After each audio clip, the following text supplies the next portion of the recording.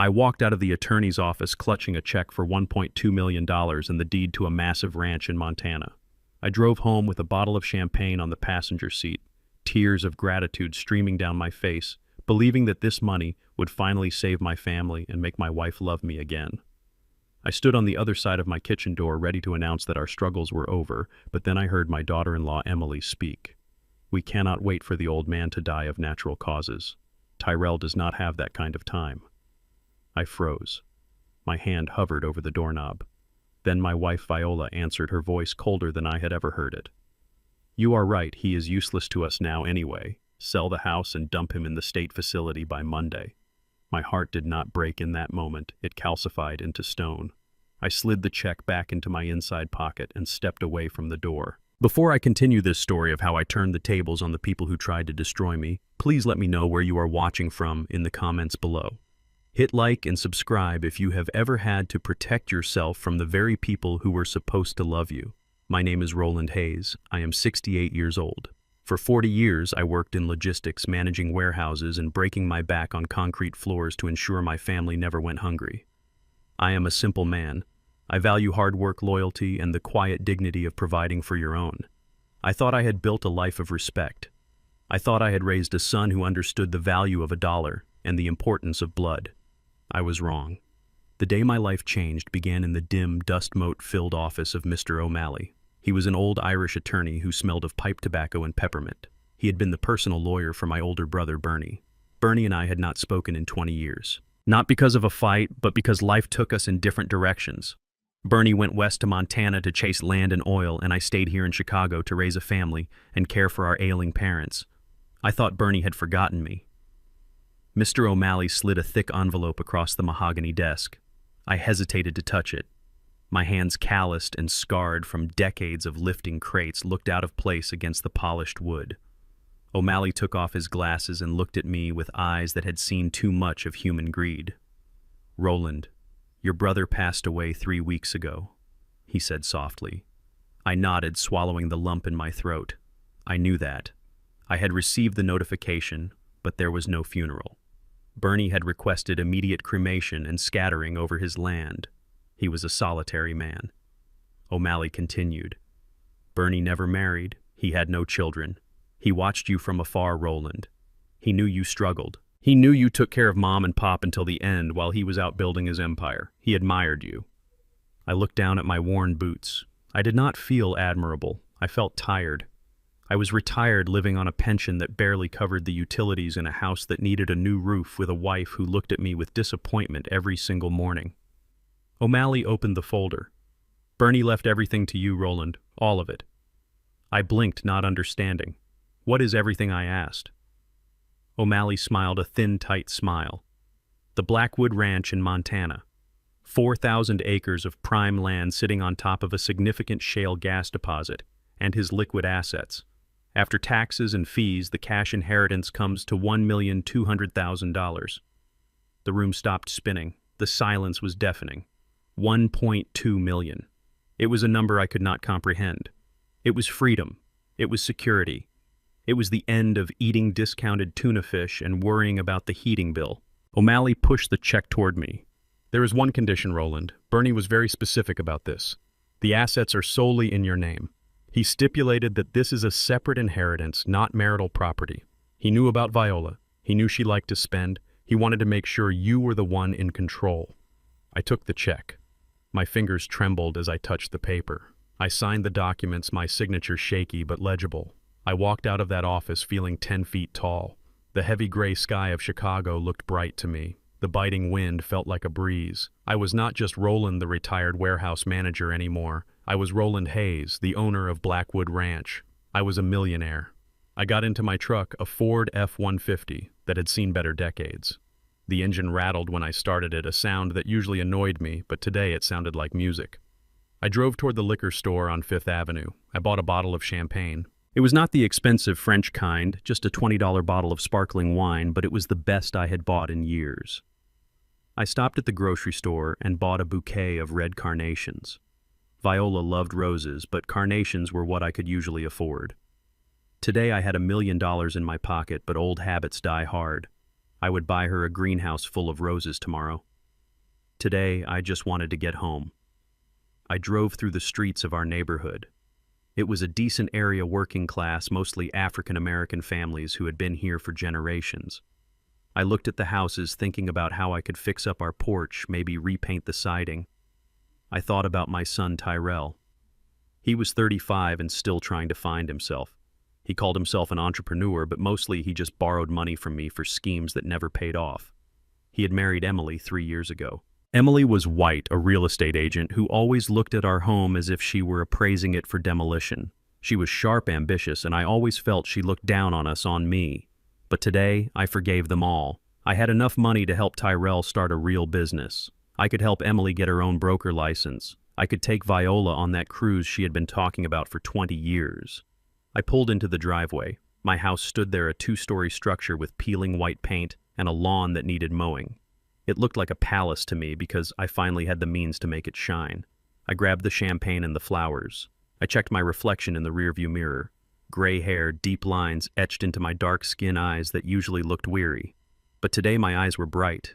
I looked alive. I walked up the porch steps, avoiding the loose board I had been meaning to fix. I unlocked the front door quietly. I wanted to surprise them. I knew Tyrell and Emily were coming over for dinner. Viola had been cooking a pot roast since noon. The smell of onions and slow-cooked beef hit me as I stepped into the foyer. It was the smell of home. I started to walk toward the kitchen, a smile plastered on my face. The flowers were crinkling in my grip. I was about to call out, to shout, "Honey, I'm home and I'm rich," but then I heard the voices. They were low, intense, and coming from the kitchen. I stopped. Something in the tone made my stomach tighten.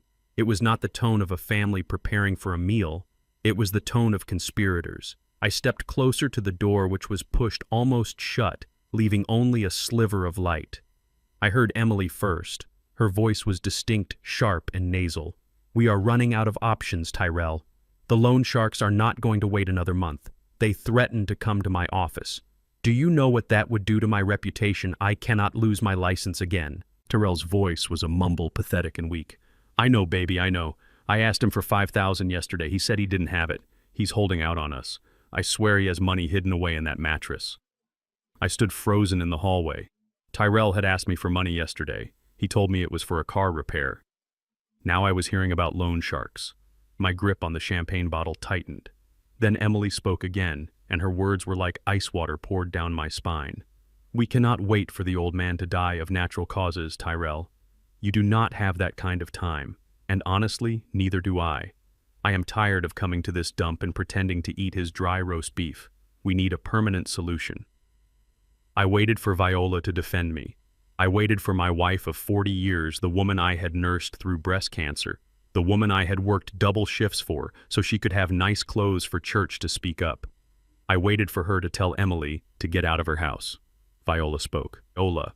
But she did not defend me. Her voice was flat, devoid of any warmth. "He is useless to us now anyway. All he does is sit in that chair and watches old westerns. He forgets to turn off the lights. He tracks mud in from the garden. He is just a burden, Tyrell." My knees nearly gave out. A burden. Is that what I was?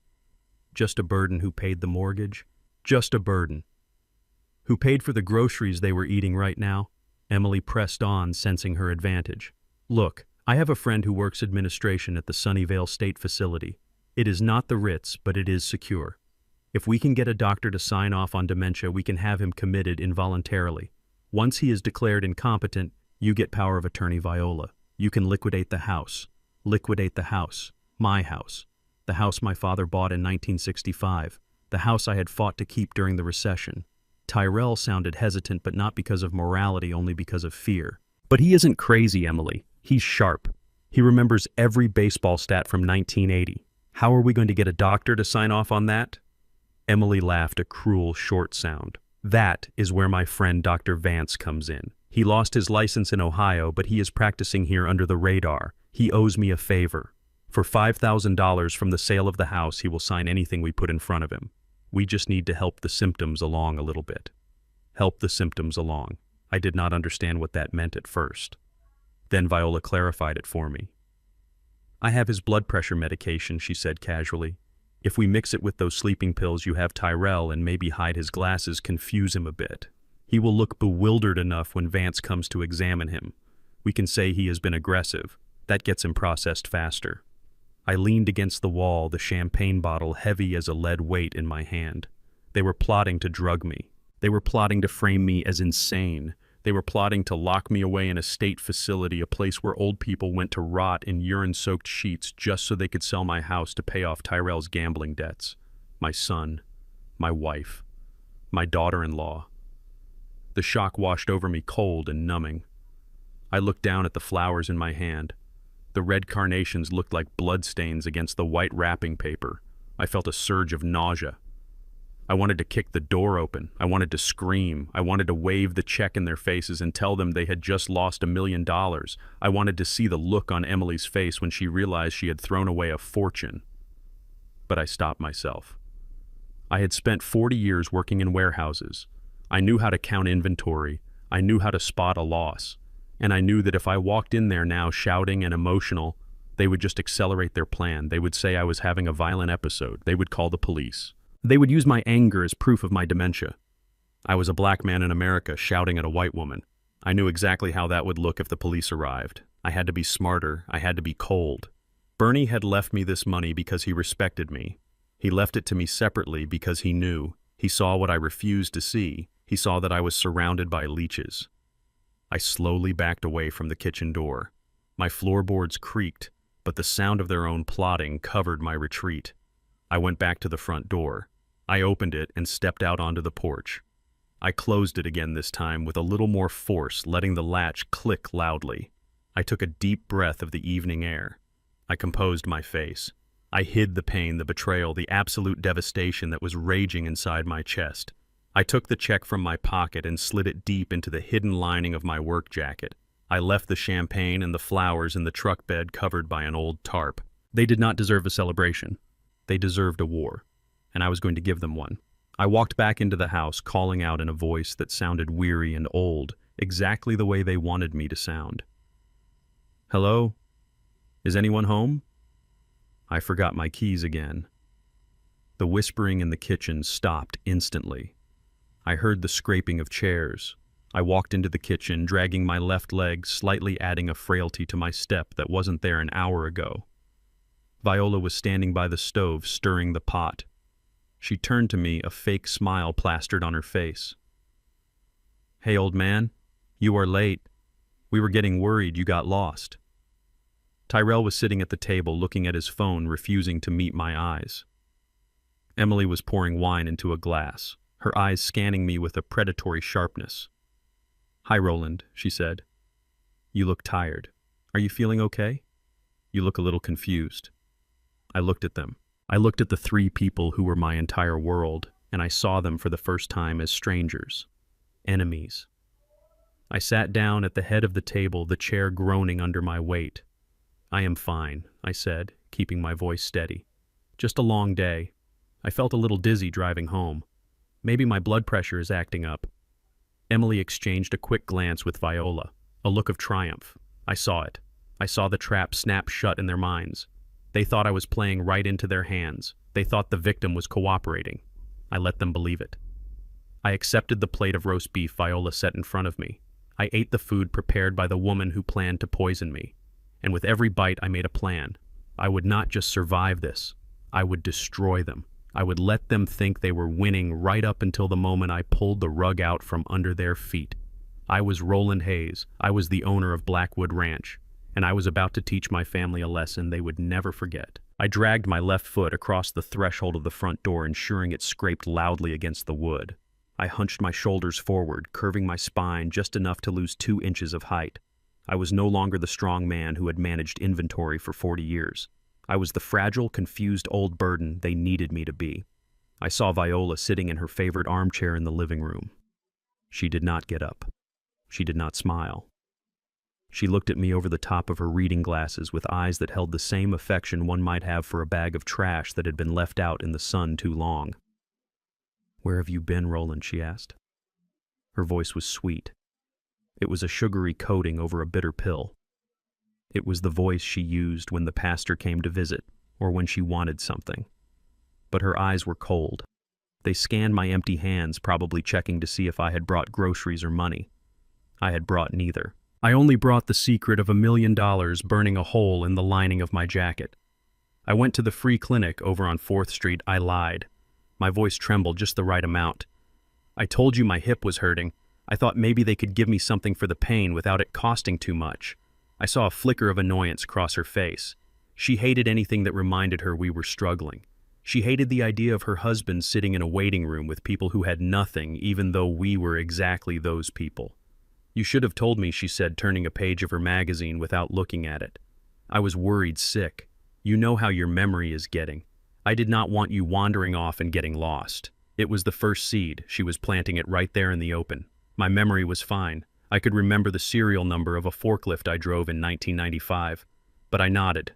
I looked down at the floor like a scolded child. I am sorry, Viola, I mumbled. I just wanted to help with the pain. Go wash up, she said, dismissing me with a wave of her hand. Emily and Tyrell are staying for dinner. Try not to make a mess in the bathroom this time. I walked down the hall listening to the rhythm of my own uneven steps. I went into the bathroom and locked the door. I turned on the faucet and splashed cold water on my face. I looked at myself in the mirror. The man looking back was angry. He was furious, but he was also focused. I dried my face with a towel that had a hole in the center. I took a deep breath. It was showtime.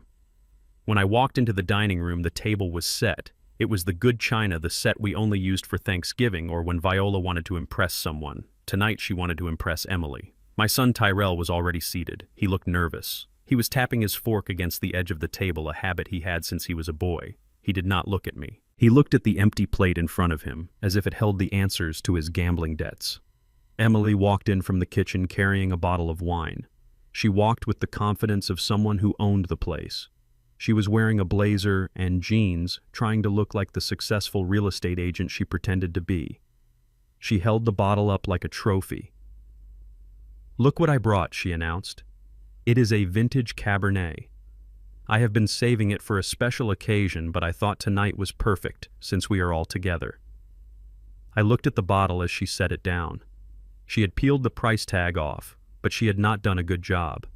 There was a sticky residue left in the shape of a rectangle and a tiny corner of orange sticker that said, "Clearance," still clinging to the glass. It was a $5 bottle of wine she had probably picked up at the gas station on the way over. But Viola clapped her hands together. "Oh, Emily, you spoil us," she gushed. "That is too generous of you. Ako yambo." I sat down at the head of the table. Usually I carved the roast, but tonight the platter was placed in front of Tyrell. Another subtle shift.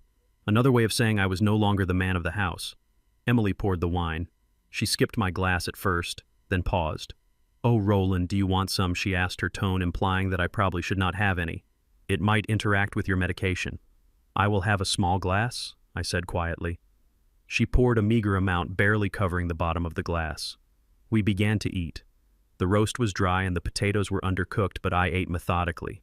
I needed my strength. The conversation started with small talk about the weather and the neighbors. Then Emily cleared her throat. She set her fork down and looked at me with an expression of deep concern. It was a look that made my skin crawl. "Roland, we need to talk about something," she said. I looked up. "What is it?" I asked. She sighed. "It is about the water bill. It came today. It is triple what it usually is." I frowned. Triple. That did not make sense. I was the one who paid the bills. I knew exactly what the usage was. "Why is it so high?" I asked. Emily leaned forward. "Because you left the garden hose running again, Dad. Tyrell found it this afternoon when he pulled up. It had been running for hours, flooding the side yard. You must have turned it on to water those hydrangeas and just walked away."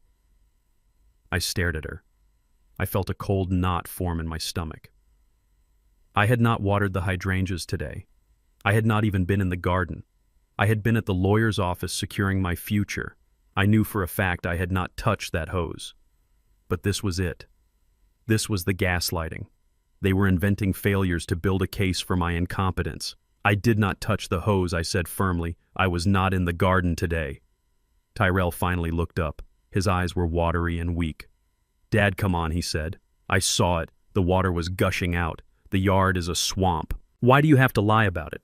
It is okay to forget. We just need to know so we can fix it." I looked at my son. He was lying to my face. He was lying to the man who taught him how to throw a baseball. He was lying to the man who sat up with him when he had fevers. He was collaborating in my destruction because he was too weak to stand up to his wife and his debts. Maybe I did, I said slowly, letting doubt creep into my voice. I do not remember doing it. But if you saw it, Tyrell, then I suppose I must have. Viola shook her head, clicking her tongue against her teeth. This is exactly what I was talking about, Roland, she said. First it was the stove last week. Now the water. You are becoming a danger to the house. What if it had been the gas?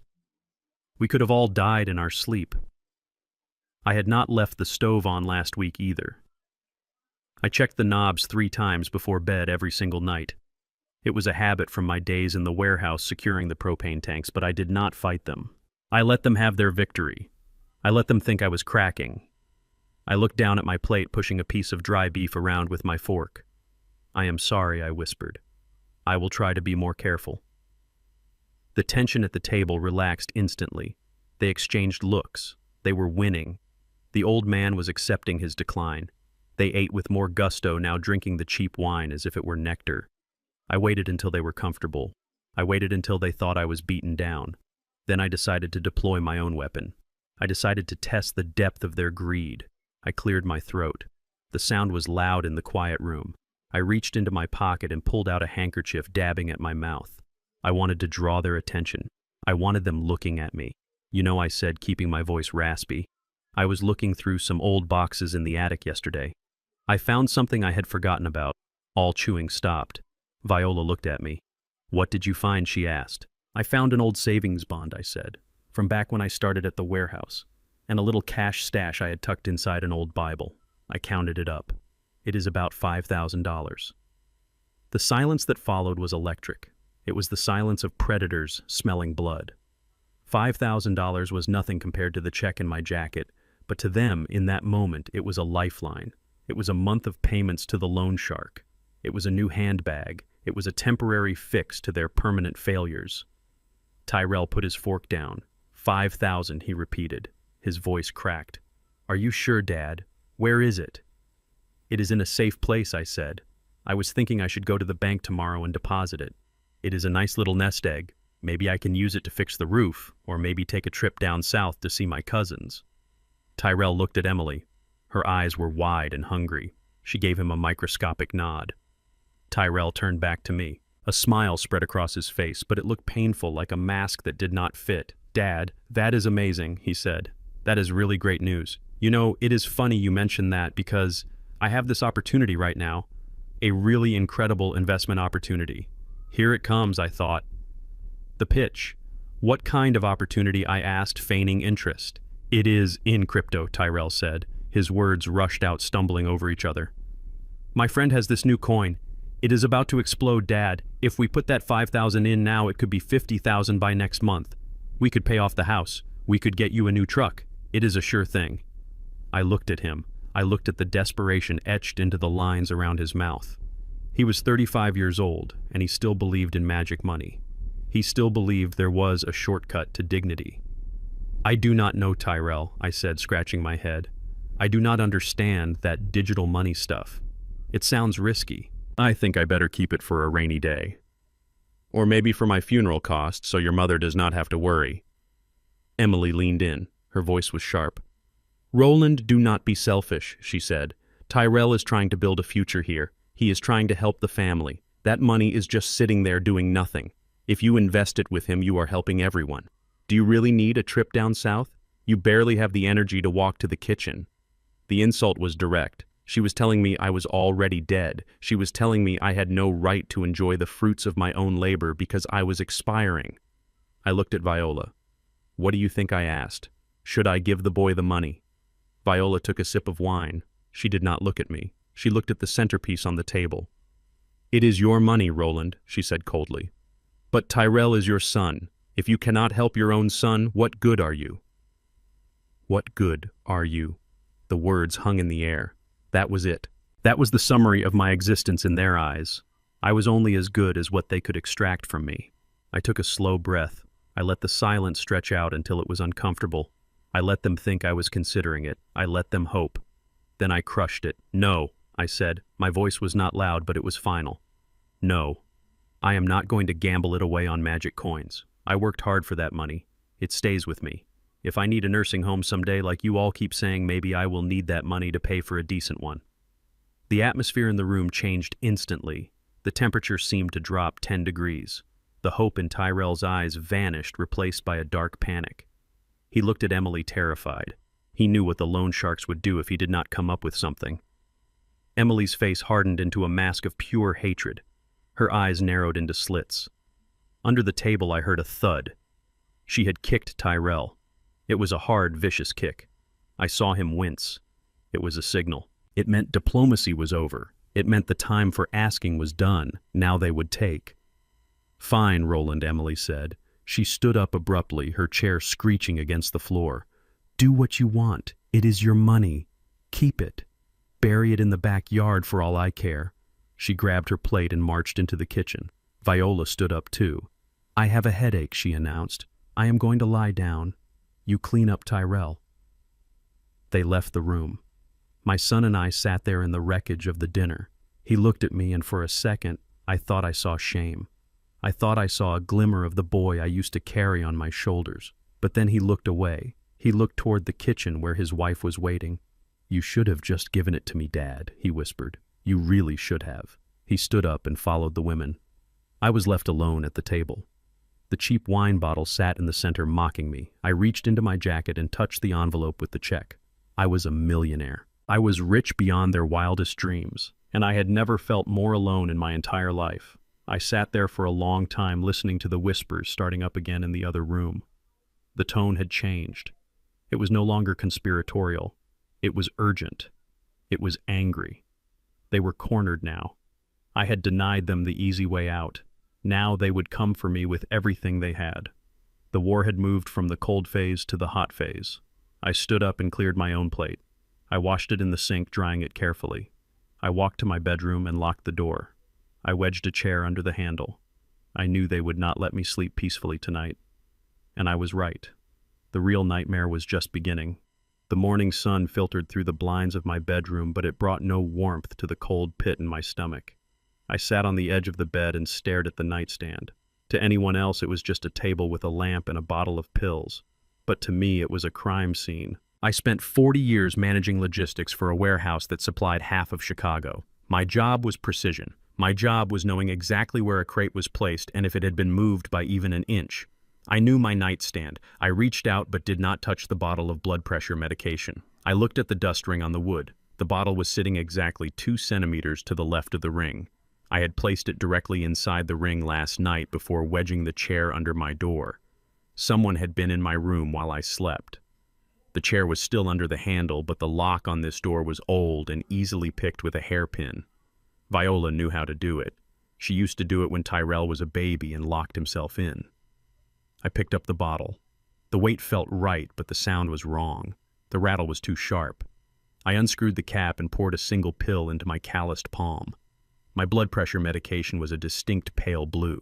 This pill was blue, but it was the wrong shade. It was lighter, almost powdery. It looked like the generic sleeping pills Tyrell used when his guilty conscience kept him awake.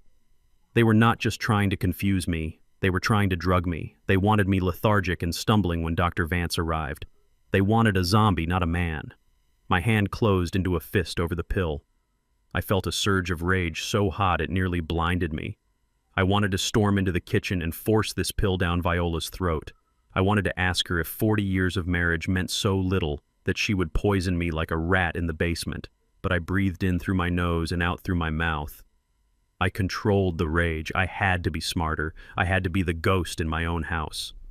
I took a tissue from the box and wrapped the pill inside it, then tucked it deep into the pocket of my robe. I poured a glass of water from the carafe. I threw the water into the potted fern in the corner. Then I threw my head back and pretended to swallow gulping air loudly enough for anyone listening outside the door to hear. I set the glass down with a clatter. I got dressed slowly.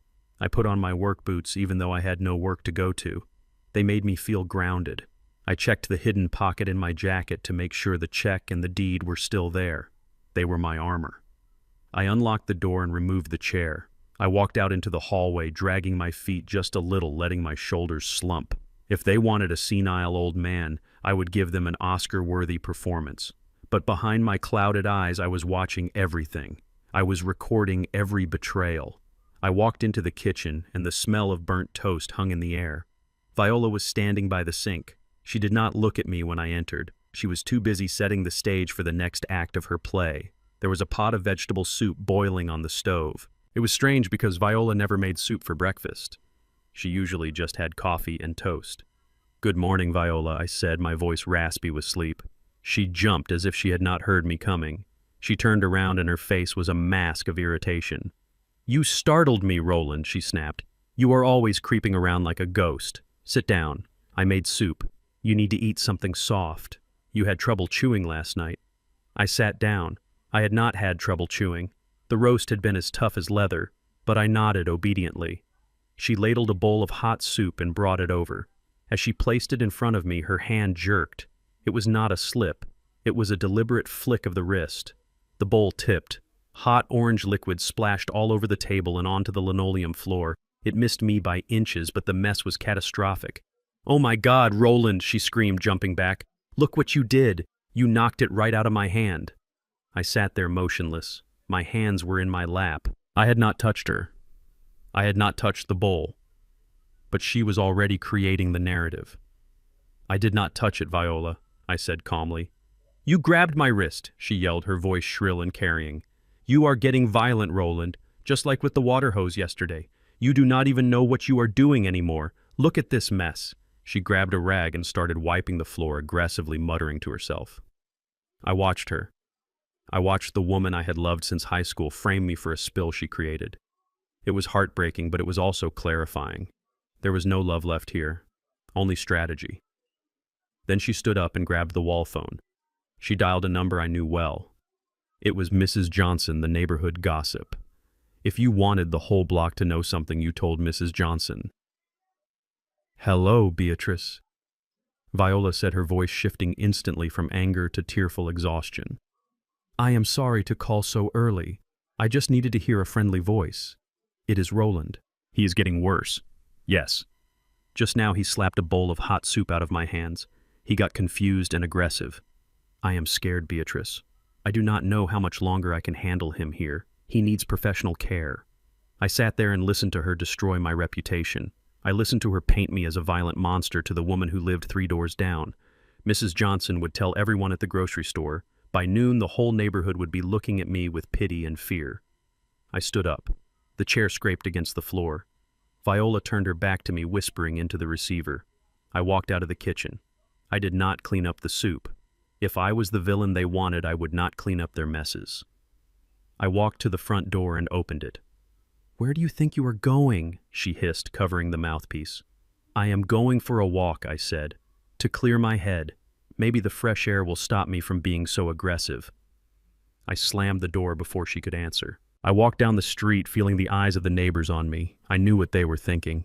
Poor Viola, dealing with that crazy old man. Let them think it.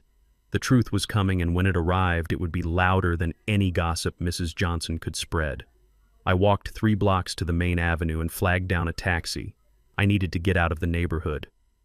I needed to go somewhere where nobody knew my name or the lies my wife was spreading. I told the driver to take me to the electronics store on the north side of the city. I had a specific shopping list, and I needed to pay in cash. The store was a massive warehouse of technology, humming with the sound of televisions and computers. I felt out of place in my old work clothes, but I walked with purpose. I found the security section. I did not want a big system. I needed something invisible. I found what I was looking for on a bottom shelf. 2 spy cameras no bigger than a quarter. They were wireless and activated by motion. They recorded directly to a memory card and could be viewed on a phone app. I bought them along with a cheap burner smartphone. I did not want to install the app on my regular phone in case Tyrell decided to snoop through it while I was sleeping. I paid with bills I had stashed in my wallet from the lawyer's advance. The cashier looked at me, a young kid with piercings. He did not ask questions. He just bagged the items and went back to his phone. I took the taxi back but had him drop me off a block away. I slipped into the house through the back garden gate. The house was quiet. Viola's car was gone. She was probably out spreading more lies or meeting with Emily to strategize. It was the perfect opportunity. I worked quickly. My hands, which were supposedly too shaky to hold a soup bowl, were steady as a surgeon's. I placed the first camera in the living room tucked high up on the bookshelf between two old encyclopedias. It had a perfect view of the entire room and the hallway leading to the bedrooms. The second camera went into my bedroom. I hid it inside the air vent cover, angling it down toward my nightstand and the dresser where I kept my few valuables. I synced them to the burner phone. The picture was crisp and clear. I felt a grim satisfaction. Now I had eyes. Now I was not just a victim, I was a witness. I hid the burner phone inside an old pair of winter boots in the back of my closet. Then I sat in my chair and waited. Viola came home an hour later. She ignored me. Tyrell and Emily arrived in the evening. They went straight to the kitchen, whispering. I stayed in my room claiming a headache. At midnight, when the house was finally silent, I retrieved the burner phone. I sat in the dark, the blue light of the screen illuminating my face. I scrolled through the footage from the afternoon. The video showed my bedroom. The timestamp was 2 p.m. The door opened and Emily walked in. She did not knock. She did not hesitate. She walked straight to my dresser. She began pulling open drawers, rifling through my socks and underwear. Her face was twisted in a scowl. She tossed my clothes onto the floor, showing zero respect for my property. She moved to the nightstand. She picked up my Bible and shook it, hoping cash would fall out. Nothing did. Then she spoke. Her voice was tinny on the recording, but clear enough. "Where is it, you old miser?" she hissed. "I know you have it. Nobody walks around this broke without a stash." She kicked the bed frame in frustration. "Damn it," she cursed. "We are running out of time. If we do not find that money before the 1st of the month, Tyrell is dead meat." I watched the video 3 times. I watched my daughter-in-law invade my sanctuary. I watched her hunt for my meager savings like a scavenger. I watched her confirm that my son was in deep trouble with dangerous people. I turned off the phone and hid it again. Then I took out my regular cell phone. I went into the bathroom and turned on the shower to mask my voice. I dialed Mr. O'Malley's personal number. He picked up on the second ring. "Roland, is everything all right?" he asked, his voice thick with sleep. "No," I said. "Nothing is all right. They are escalating. They changed my medication. They are trying to drug me to make me look incompetent. And I have video proof of them searching my room for money." There was a silence on the line. Then O'Malley spoke, his voice sharp and awake. "Roland, you need to get out of there. This is dangerous. If they are desperate enough to drug you, they might be desperate enough to do worse." "I cannot leave yet," I said. "Not until I have everything. Not until I can prove the conspiracy. If I leave now, they will spin it. They will say I wandered off. They will use it to get the guardianship. I need to catch them in the act of something undeniable." "Roland, listen to me," O'Malley said. "I can get a court order. I can protect your assets." "Protecting the assets is not enough," I interrupted. "I need to protect my name. I need to expose them for what they are. But I need you to do something for me. Lock down everything. Put the ranch and the cash into a blind trust immediately. Make sure that even if they forge my signature, they cannot touch a dime. And get a private investigator ready. I am going to need background checks on everyone, especially Emily." "Consider it done," O'Malley said. "But Roland, watch your back. These people are not your family anymore. They are predators." "I know," I said, looking at my face in the mirror. The eyes staring back were hard and cold. "I know exactly what they are, and they are about to find out exactly who I am." I hung up the phone. I turned off the shower. I walked back into my bedroom. I looked at the air vent where the camera was hiding. I laid down on the bed, but I did not close my eyes. I lay there in the dark, waiting for the next move in this deadly game of chess. I was a pawn no longer. I was the king, and I was ready to strike. The doorbell rang at 2 in the afternoon, shattering the tense silence that had filled the house since breakfast. I was sitting in my recliner, pretending to doze, while actually memorizing the serial numbers on the spine of a book across the room just to keep my mind sharp. Tyrell practically ran to the door. I heard hushed whispers in the entryway and the sound of a heavy handshake. When my son walked into the living room, he was guiding a stranger by the elbow. "Dad, wake up," Tyrell said, his voice too loud and too cheerful. "I have a surprise for you." An old friend of mine was in the neighborhood and wanted to say hello. I opened my eyes, slowly blinking as if waking from a deep sleep. I looked at the man standing next to my son. He was a short man with a receding hairline and a suit that looked like it had been slept in. His tie was stained and he smelled faintly of stale cigarette smoke and mints used to cover the smell of cheap whiskey. He carried a battered leather satchel that looked more like a prop than a medical bag. "This is Dr. Vance," Tyrell announced. "We went to high school together, Dad. Do you remember him? He used to come over to play basketball." I stared at the man. I had never seen him in my life. I knew every single one of Tyrell's high school friends. I knew the ones who stole from my liquor cabinet and the ones who actually did their homework. This man was at least 10 years older than Tyrell. He looked 50 if he was a day. It was a lazy lie born of desperation. "I do not recall you, son," I said, keeping my voice raspy. "But my memory is not what it used to be, I suppose." Vance smiled, revealing teeth that had seen too much coffee. "It has been a long time, Mr. Hayes," he said, his voice oily and smooth. "I heard you have been having some health issues. Tyrell here was telling me about your dizzy spells and the confusion. I thought since I was in the area I would just do a friendly checkup. Off the books, of course, just to give you peace of mind." He sat down on the sofa opposite me without waiting for an invitation. He placed his satchel on the coffee table right on top of Viola's fashion magazines. Tyrell hovered behind him, shifting his weight from foot to foot like a nervous getaway driver. Viola appeared from the kitchen, wiping her hands on her apron, her face a mask of anxious anticipation. "I do not need a doctor," I grumbled, shifting in my chair. "I am fine. Just old." "Nonsense," Vance said, opening his bag. "It never hurts to be sure. Now look at me, Mr. Hayes. Follow my finger." He held up a finger that was stained yellow with nicotine. He moved it back and forth in front of my face. I followed it with my eyes, making sure to lag just a fraction of a second behind. I wanted them to think I was slow, but I did not want them to think I was gone. Vance hummed thoughtfully. "His pupils are a little sluggish," he said to the room at large. "Tell me, Mr. Hayes, do you know what year it is?" "It is 2023, I said. Good, Vance said, sounding almost disappointed. "And do you know who is the president?" I answered him. I answered every basic question he threw at me. He asked me the day of the week. He asked me my address. He asked me to count backwards from 20. I did it all. I watched the frustration growing on Tyrell's face. He needed me to fail. He needed me to be the vegetable they were painting me to be. Vance leaned back, crossing his legs. He pulled a small pen light from his pocket. "You are doing well with the basics, Roland. Can I call you Roland? But dementia is tricky. It hides in the details. Tell me about yesterday. What did you have for lunch?" "I had a ham sandwich," I lied. I had actually eaten a granola bar in the park because I did not trust the food in the house, but I knew Viola would have told them she made sandwiches. "I see," Vance said, scribbling something on a notepad he had produced. "And do you remember where you put your keys yesterday?" "Tyrell says you lost them." "I did not lose them," I said, my voice rising with feigned irritation. "They were moved. Just like my medicine." Vance exchanged a look with Viola.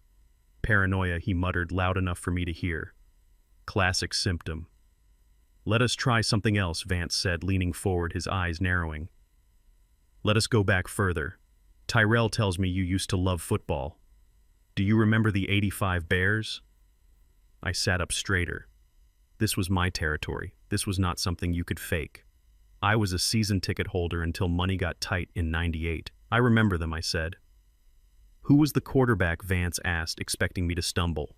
"Jim McMahon," I said instantly. "Number 9. But everyone forgets about Steve Fuller. He played when Jim was injured." Vance blinked. He looked surprised. "Okay, sure." "And the Super Bowl, who did they play?" "The New England Patriots," I said. "Super Bowl 20, we beat them 46-10. It was in New Orleans. The Patriots actually scored first, a field goal by Tony Franklin after a fumble by Walter Payton. But then we crushed them. The defensive coordinator was Buddy Ryan. He invented the 46 defense. We sacked their quarterback 7 times that game." I recited the stats with the precision of a logistician. I saw Tyrell wince. I saw Viola frown. I was too lucid. I was too sharp. I was ruining their narrative with cold, hard facts. Vance stared at me for a long moment. He looked at his notepad, then he looked at Tyrell. He saw the desperation in my son's eyes. He saw the promise of payment that hung in the air. He cleared his throat and stood up. He turned his back to me, addressing Viola and Tyrell as if I were a piece of furniture. "It is as I feared," he said, his voice grave and professional. "This is a very common presentation. It is called confabulation." "Confabulation," Viola repeated, testing the word. "What does that mean, doctor?" "It means he is using old long-term memories to mask the decay of his short-term cognition." Vance lied smoothly. "He remembers 1985 perfectly because that part of his brain is calcified. It is locked in. But he cannot remember that he left the water running yesterday. He cannot remember losing his keys. He becomes aggressive and paranoid when challenged because his brain is trying to defend itself against the confusion. He is projecting his failures onto you, accusing you of moving his things. I listened to him twist my clarity into a disease. I listened to him turn my sharp mind into a symptom of madness. It was a masterclass in medical gaslighting. He was not just a bad doctor. He was a predator. "So what does that mean?" Tyrell asked, his voice trembling with hope. "It means he is in stage 2 dementia," Vance declared. "It is progressing rapidly. He is a danger to himself and others. He needs 24-hour supervision. He cannot be responsible for his own legal or financial decisions anymore. He is mentally incompetent." The words hung in the air. Mentally incompetent. It was the key to the lock. It was the phrase that would strip me of my rights, my home, and my dignity. I stood up. "I am not incompetent," I said, my voice booming in the small room. "I am sharper than you are, doctor. I know you are not Tyrell's friend. I know you are a fraud." Vance took a step back, feigning fear. "See," he said, pointing at me, "the aggression, the mood swings. He is unstable." Viola let out a sob. It was a terrible theatrical sound. "Oh, my poor Roland," she cried, covering her face with her hands. "I knew it. I knew something was wrong." I tried to deny it, but the doctor is right. "We cannot take care of him here, Tyrell. It is too dangerous." She walked over to Vance, who had pulled a document from his satchel. It was not a prescription pad. It was a legal form, a medical certification of incapacity. It was already filled out. All it needed was a signature. "I need you to sign this," Mrs. Hayes Vance said, handing her a pen. "This allows us to start the process of getting him the help he needs. It allows the state to recognize his condition so you can make decisions on his behalf." Viola did not hesitate. Her tears dried up instantly. She took the pen. She looked at me one last time, not with love, not with pity, but with triumph. "It is for your own good, Roland," she said. She signed the paper. The scratching of the pen on the page sounded like a shovel digging a grave. My grave. She handed the document back to Vance, who tucked it into his bag with a satisfied smirk. "I will file this with the county clerk in the morning," Vance said. "You should start looking into facilities immediately. The sooner he is settled, the safer everyone will be." Tyrell walked Vance to the door. He slipped an envelope into the doctor's hand as they shook. I saw it. It was thick. It was the cash I had refused to give him for his crypto scheme. He must have gotten it from the loan shark, adding more debt to the pile, digging the hole deeper. When they left, I sat back down. I did not scream. I did not fight. I let them think they had won. Viola went into the kitchen, humming a hymn. Tyrell went to his room, probably to call Emily and tell her the good news. I waited until the house was dark. I waited until the only sound was the settling of the foundation. Then I went to my closet. I reached into the pocket of my work jacket and pulled out the tissue containing the pill I had saved from the morning. I put on my coat and slipped out the back door. I walked 3 miles to the 24-hour shipping center. I paid cash to overnight the pill to a private toxicology lab in the city. I included a note requesting a full analysis and rush delivery of the results to Mr. O'Malley's office. They had their doctor. They had their fake diagnosis. But I had the evidence. And when the results came back, I would have proof of attempted poisoning. I walked back home under the streetlights, feeling the cool night air on my face. I was tired, but I was not beaten. They thought they had taken my future. But they had just handed me the weapon I needed to destroy theirs. The morning sun filtered through the blinds of my bedroom, but it brought no warmth to the cold pit in my stomach. I sat on the edge of the bed and stared at the nightstand. To anyone else, it was just a table with a lamp and a bottle of pills. But to me, it was a crime scene. I spent 40 years managing logistics for a warehouse that supplied half of Chicago. My job was precision. My job was knowing exactly where a crate was placed and if it had been moved by even an inch. I knew my nightstand. I reached out but did not touch the bottle of blood pressure medication. I looked at the dust ring on the wood. The bottle was sitting exactly 2 centimeters to the left of the ring. I had placed it directly inside the ring last night before wedging the chair under my door. Someone had been in my room while I slept. The chair was still under the handle, but the lock on this door was old and easily picked with a hairpin. Viola knew how to do it. She used to do it when Tyrell was a baby and locked himself in. I picked up the bottle. The weight felt right, but the sound was wrong. The rattle was too sharp. I unscrewed the cap and poured a single pill into my calloused palm.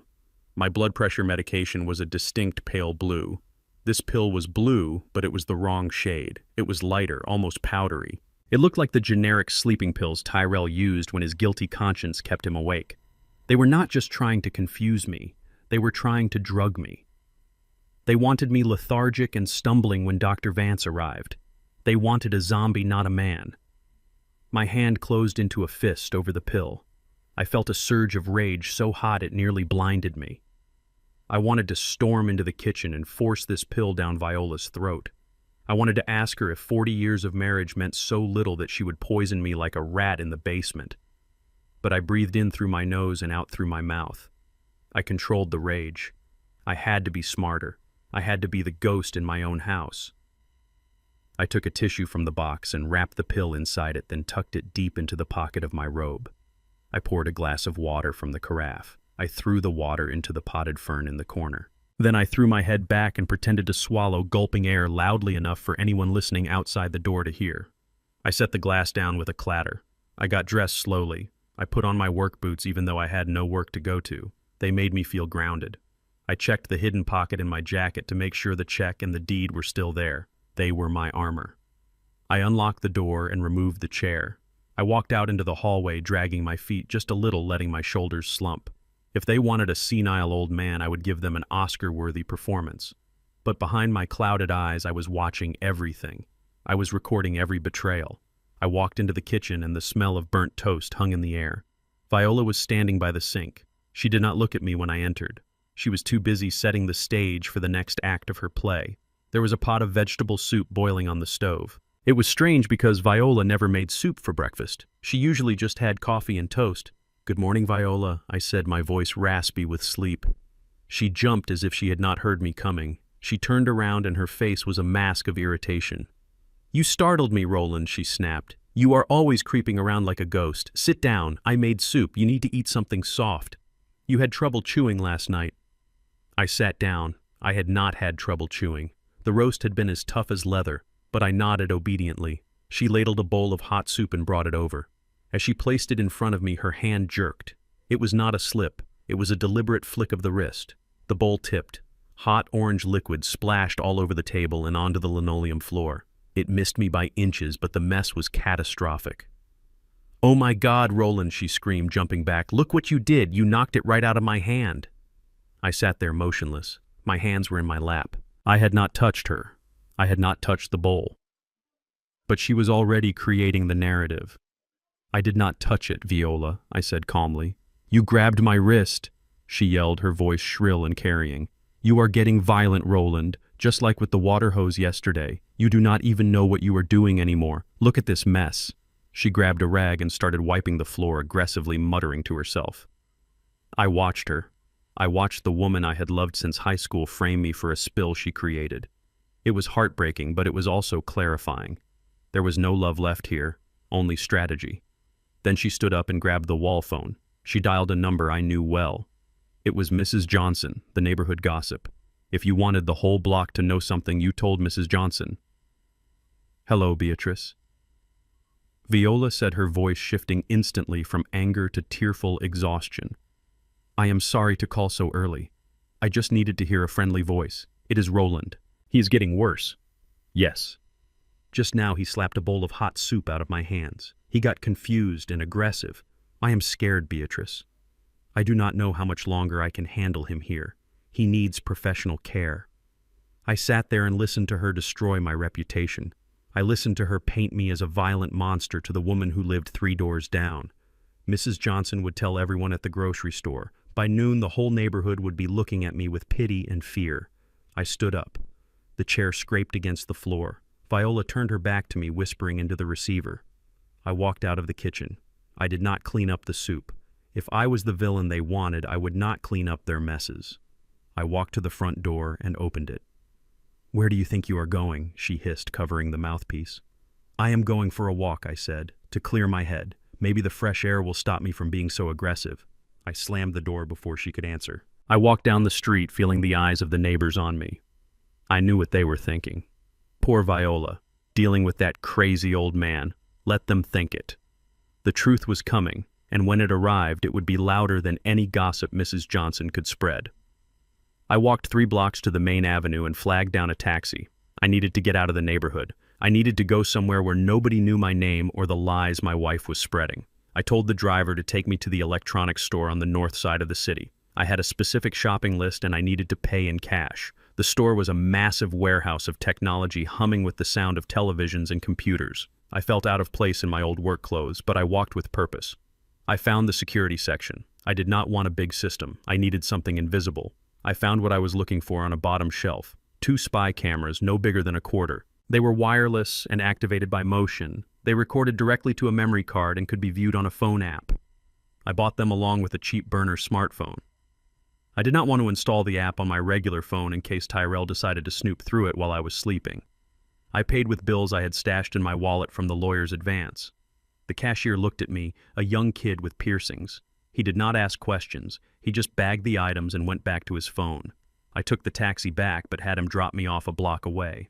I slipped into the house through the back garden gate. The house was quiet.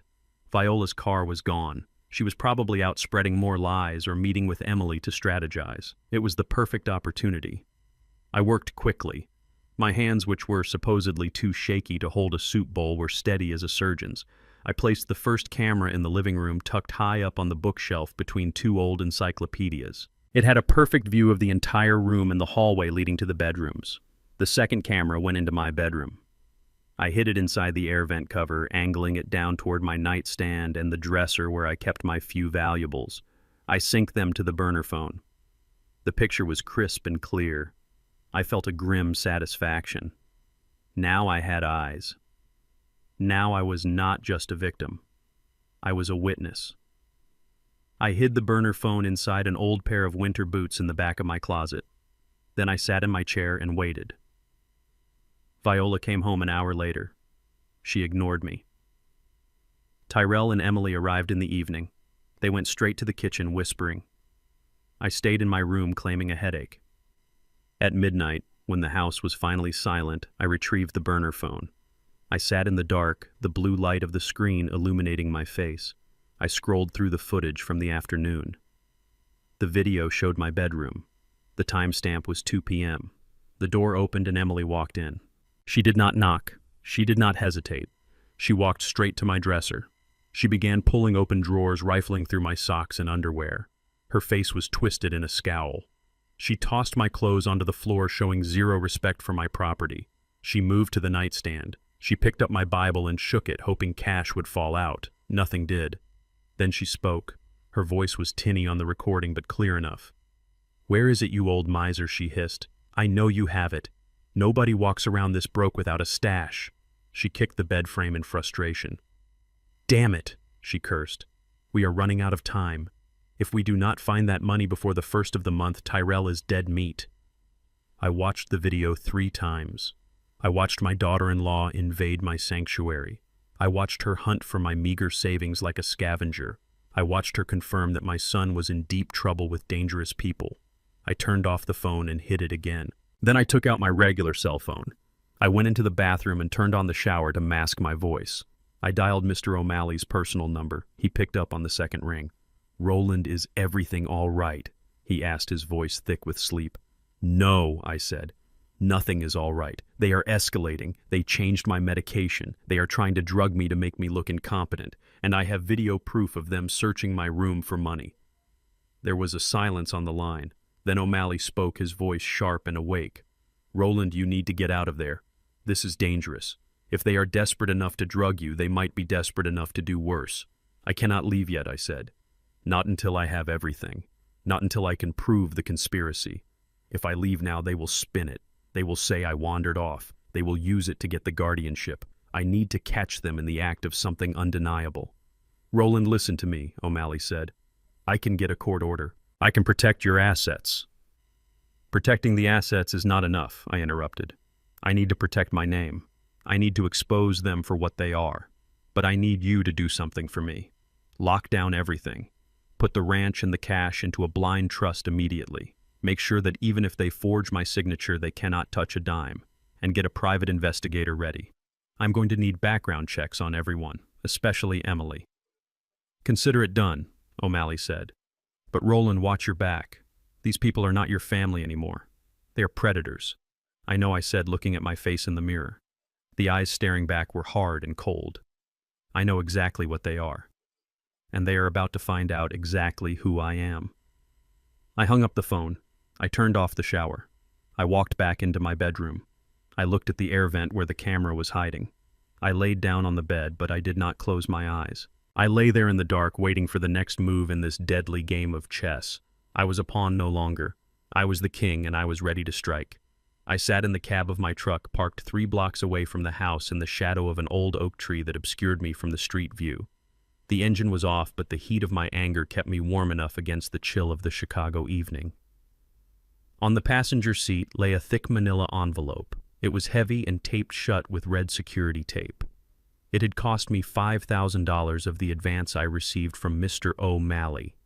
It was the most expensive reading material I had ever purchased, but as I ran my thumb under the seal, I knew it would be worth more than gold.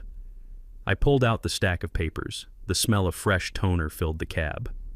The private investigator O'Malley recommended was a former detective named Miller, and he did not do things by halves. The first section was clipped together with a photo of Emily. She was not wearing her usual blazer and fake smile. In this photo, she was arguing with a man outside a pawn shop holding a jewelry box. I turned the page to the background check. It was a massacre of credibility. Emily always bragged about her status as a top-tier real estate agent. She talked about closings and escrows and commissions as if she were the queen of the housing market. But the document in front of me told a different story. A state licensing board order stamped in red ink 2 years ago declared her license revoked. Not suspended. Revoked. She had been caught skimming escrow deposits from first-time home buyers. She had stolen down payments to fund her lifestyle. She was not a realtor. She was a fraud. I flipped through her financial records. It was a sea of red ink. She had 7 credit cards maxed out to the limit, $80,000 in consumer debt. She was paying minimum payments on one card by taking cash advances from another. It was a house of cards waiting for a strong breeze to knock it over. And I was that breeze. She was not pushing Tyrell to sell my house because it was a smart financial move. She was pushing him because she was drowning. She needed my equity to pay off her fraud before the law caught up with her again. She looked at me and saw a lifeline, but she did not know that the lifeline was about to turn into a noose. I set Emily's file down on the dashboard. I stared at her picture for a moment. Her eyes were hard and greedy, even in a grainy surveillance photo. I had always known she was ambitious, but I never realized she was a criminal. It gave me a strange sense of validation. I was not just a grumpy old man who disliked his daughter-in-law. I was a man with good instincts who had spotted a snake in the grass long before it bit him. I picked up the second file. This one was labeled Tyrell Hayes, my son, my only child. I took a deep breath before opening it. I wanted to see failed business plans. I wanted to see that he had tried to start a landscaping company or a delivery service and just had bad luck. I wanted to believe that his incompetence was innocent. But the first page shattered that hope. It was a surveillance log. Subject enters the Golden Q Pool Hall on 47th Street at 11 p.m. Subject exits at 3 a.m. Subject meets with known associate of the King Syndicate in the alley behind the building. The King Syndicate. I knew that name. Everyone in this neighborhood knew that name. They were not investors. They were loan sharks who ran the illegal sports betting rings on the South Side. Tyrell was not an entrepreneur. He was a gambler. I turned the page to the financial breakdown. Tyrell had lost $60,000 betting on college basketball in March alone.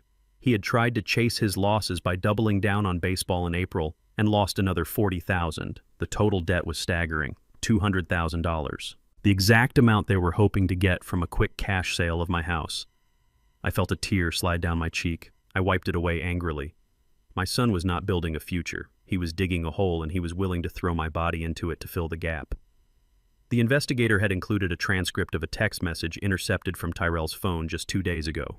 The message was from a blocked number. It read simply, 1 week Tyrell. 1 week or we take a finger. Then we take the hand. I closed the folder. The air in the truck felt thin. I struggled to breathe. 1 week. That was the timeline. That explained the panic in Emily's voice the other night. That explained the rush to get Dr. Vance to sign the papers. They were not just greedy, they were terrified. They were operating under a death threat. If they did not deliver my house to the sharks in 7 days, Tyrell was going to lose pieces of himself. And instead of coming to me, instead of asking his father for help or confessing his sins, he decided to destroy me. He decided that erasing his father was easier than facing his mistakes. That was the ultimate betrayal. He valued his pride more than my life. I put the papers back into the envelope and hid it under the passenger seat inside a locked toolbox I kept there. I checked my reflection in the rearview mirror. My eyes were red, but my jaw was set. I knew what I had to do. I had to go back in there. I had to sit at that table and look into the faces of the people who were plotting my demise. And I had to give them exactly what they wanted. I drove the 3 blocks to the house. I parked the truck crookedly in the driveway, leaving one wheel on the grass. A small detail, but one that would annoy Viola. I walked up the steps, muttering to myself. I unlocked the door and stepped into the living room. Viola and Emily were sitting on the couch watching television. Tyrell was pacing by the window. When I entered, they all froze. They were watching me, searching for signs that the drugs were working. I decided to give them a show. I looked around the room with a vacant expression. I let my mouth hang open slightly. I looked at Viola. I blinked slowly, as if trying to focus on a distant memory. "Hello, Beatrice," I said, my voice soft and confused. "Is dinner ready yet? I am starving." The room went silent. Beatrice was Viola's mother. She had been dead for 15 years. I saw Viola's eyes widen. She looked at Emily. A slow, cruel smile spread across Emily's face. It was the look of a hunter who sees the prey limp. Viola stood up and walked over to me. She put a hand on my arm, but there was no warmth in it. It was a test. "Roll in honey," she said, her voice dripping with fake sweetness. "I am Viola. Beatrice is gone. Do you remember?" I frowned, pulling away from her. "No, you are Beatrice," I insisted, raising my voice just a little. "You are wearing that blue dress I like. Where is Viola? Is she still at school?" I saw Tyrell stop pacing. He looked at his wife. He looked relieved. He actually looked relieved that his father was losing his mind because it meant his fingers were safe. "The medication is working," Emily whispered. She did not even bother to lower her voice much. She thought I was too far gone to understand. "Come on, Dad," Tyrell said, guiding me toward the dining room. "Let us get you some food. You are just tired. Viola will fix you a plate." I let him lead me. I shuffled my feet. I sat down at the table and stared at the empty placemat. Viola brought out a pot of stew. She ladled it into a bowl and set it in front of me. "Here you go, Roland," she said. "Eat up." I picked up my spoon. I held it with a trembling hand, intentionally letting it clatter against the side of the bowl. I splashed a little broth onto the tablecloth. "Oh, look at him," Emily said from the doorway. "He is a mess." Dr. Vance was right. "It is progressing faster than we thought. We need to call the lawyer in the morning," Tyrell said. "If he is calling you Beatrice, we have a strong case for immediate guardianship. We cannot wait." Viola sat down opposite me. She watched me eat with a look of pure satisfaction. She was not sad that her husband was fading. She was ecstatic. She saw dollar signs in my vacant stare. "You know," Emily said, walking into the room and pouring herself a glass of water, "maybe we should start packing up his things. If he goes into the facility next week, we do not want to be rushing. We can start clearing out the den tomorrow." Tyrell nodded. "Yeah, good idea. We can sell the desk and the books. He won't need them." I chewed a piece of potato. It tasted like ash. They were carving up my life right in front of me. They were planning the estate sale while I was still eating dinner. I looked up at Viola. "Beatrice," I said again, forcing a smile. "This is good stew. Did you put the secret ingredient in it?" Viola laughed. It was a cold, sharp sound. "Yes, Roland. I put the secret ingredient in." She meant the sedatives. She thought she was being clever. But the secret ingredient was my knowledge. The secret ingredient was the fact that I had swapped the pills again this morning. I wasn't eating their poison. I was eating their arrogance. I finished the bowl. I stood up, leaving the dirty dishes on the table. I wandered toward the hallway, stopping to stare at a picture on the wall as if I had never seen it before. "I am going to bed, Beatrice," I said. "Good night." "Good night, Roland," Viola called out. "Sleep tight." I walked to my room. I closed the door. I did not lock it this time. I wanted them to feel confident. I wanted them to think the door was open. I lay down on the bed, fully clothed. I stared at the ceiling fan spinning slowly above me. They thought they had won. They thought the game was over. But they did not know that I had already moved my king into position. Tomorrow I would unleash the next phase of my plan. I would let them think they were driving the car right up until the moment I cut the brakes. I reached into my pocket and touched the burner phone. I had hours of audio recording now. I had the investigator's report. I had the lab results coming. I was building a fortress of evidence around myself brick by brick, and when I was done, I would trap them inside it and throw away the key. I closed my eyes, but I did not sleep. I replayed the image of Tyrell's face when he realized I was confused. The relief, the hope, it burned me. It seared my soul. But pain is a fuel, and tonight my tank was full. The storm outside mirrored the chaos that was about to erupt inside my home. Rain lashed against the windows like handfuls of gravel thrown by an angry giant. Thunder rattled the floorboards beneath my bed, vibrating through the mattress and into my bones. It was 2 a.m, but I was wide awake staring at the ceiling fan that spun lazily in the dark. I knew sleep was impossible. My instincts forged over decades of managing high-pressure logistics told me that the pressure in this house had reached a critical mass. Something was going to break tonight. I heard the front door slam open downstairs. It hit the wall with a violence that shook the house. Then came the sound of heavy, uncoordinated footsteps thudding up the stairs. It was not the stealthy creep of a thief. It was the clumsy charge of a desperate man. My bedroom door flew open, crashing against the dresser. The hallway light flooded into the room, blinding me for a second. Tyrell stood in the doorway. He was soaking wet water dripping from his clothes onto the carpet I had vacuumed for 20 years. He swayed on his feet, clutching a bottle of whiskey in one hand and a crumpled sheaf of papers in the other. But it was not the alcohol that held my attention. It was his shirt. The white cotton was torn at the collar and stained with fresh, bright red blood. His lip was split and his left eye was swelling shut. The loan sharks had sent their final warning and they had written it on my son's face. He stumbled into the room, bringing the smell of ozone cheap liquor and metallic fear with him. "Get up!" he roared, his words slurring together. "Get up right now, old man. We are done waiting." I sat up slowly, pulling the quilt up to my chest, feigning the confusion of a senile man woken from a deep sleep. "Tyrell, what is happening?" I asked, my voice trembling. "Why are you bleeding? Did you fall?" He threw the bottle against the wall. It shattered, spraying glass and amber liquid over my wedding photo. "Do not play dumb with me," he screamed. "You know what this is about. You know exactly what I need." He lunged at the bed, grabbing my arm with a grip that was surprisingly strong. He yanked me forward, his fingernails digging into my skin. He dragged me out of the bed. My bare feet hit the cold floor. He did not let go. He pulled me toward the small desk in the corner of the room where I used to pay the bills. "Sign the papers," he shouted, shoving the crumpled documents onto the desk surface. "Sign them now. The power of attorney, the deed transfer. Sign it all. I need the money tonight, Dad. They said they would come back tomorrow. They said they would take my hand." I looked at him. I looked at the terror in his eyes. He was a cornered animal. He was terrified, but his fear did not make him beg for help. It made him attack the only person who had ever truly protected him. I looked down at the papers. They were damp from the rain and wrinkled from his grip. It was the general power of attorney granting Tyrell Hayes full control over all assets and property of Roland Hayes. It was my death warrant. "I cannot sign this, Tyrell," I stammered, leaning my weight against the desk, as if my legs could not support me. "I do not understand what it says. I need my glasses. Where are my glasses? You do not need glasses to sign your name," he yelled, shoving a pen into my hand. "Just write your name. Right there on the line. Do it." I held the pen. I let my hand hover over the paper. I started to shake. I let the tremor start in my wrist and travel up to my shoulder until my whole arm was vibrating. It was not entirely an act.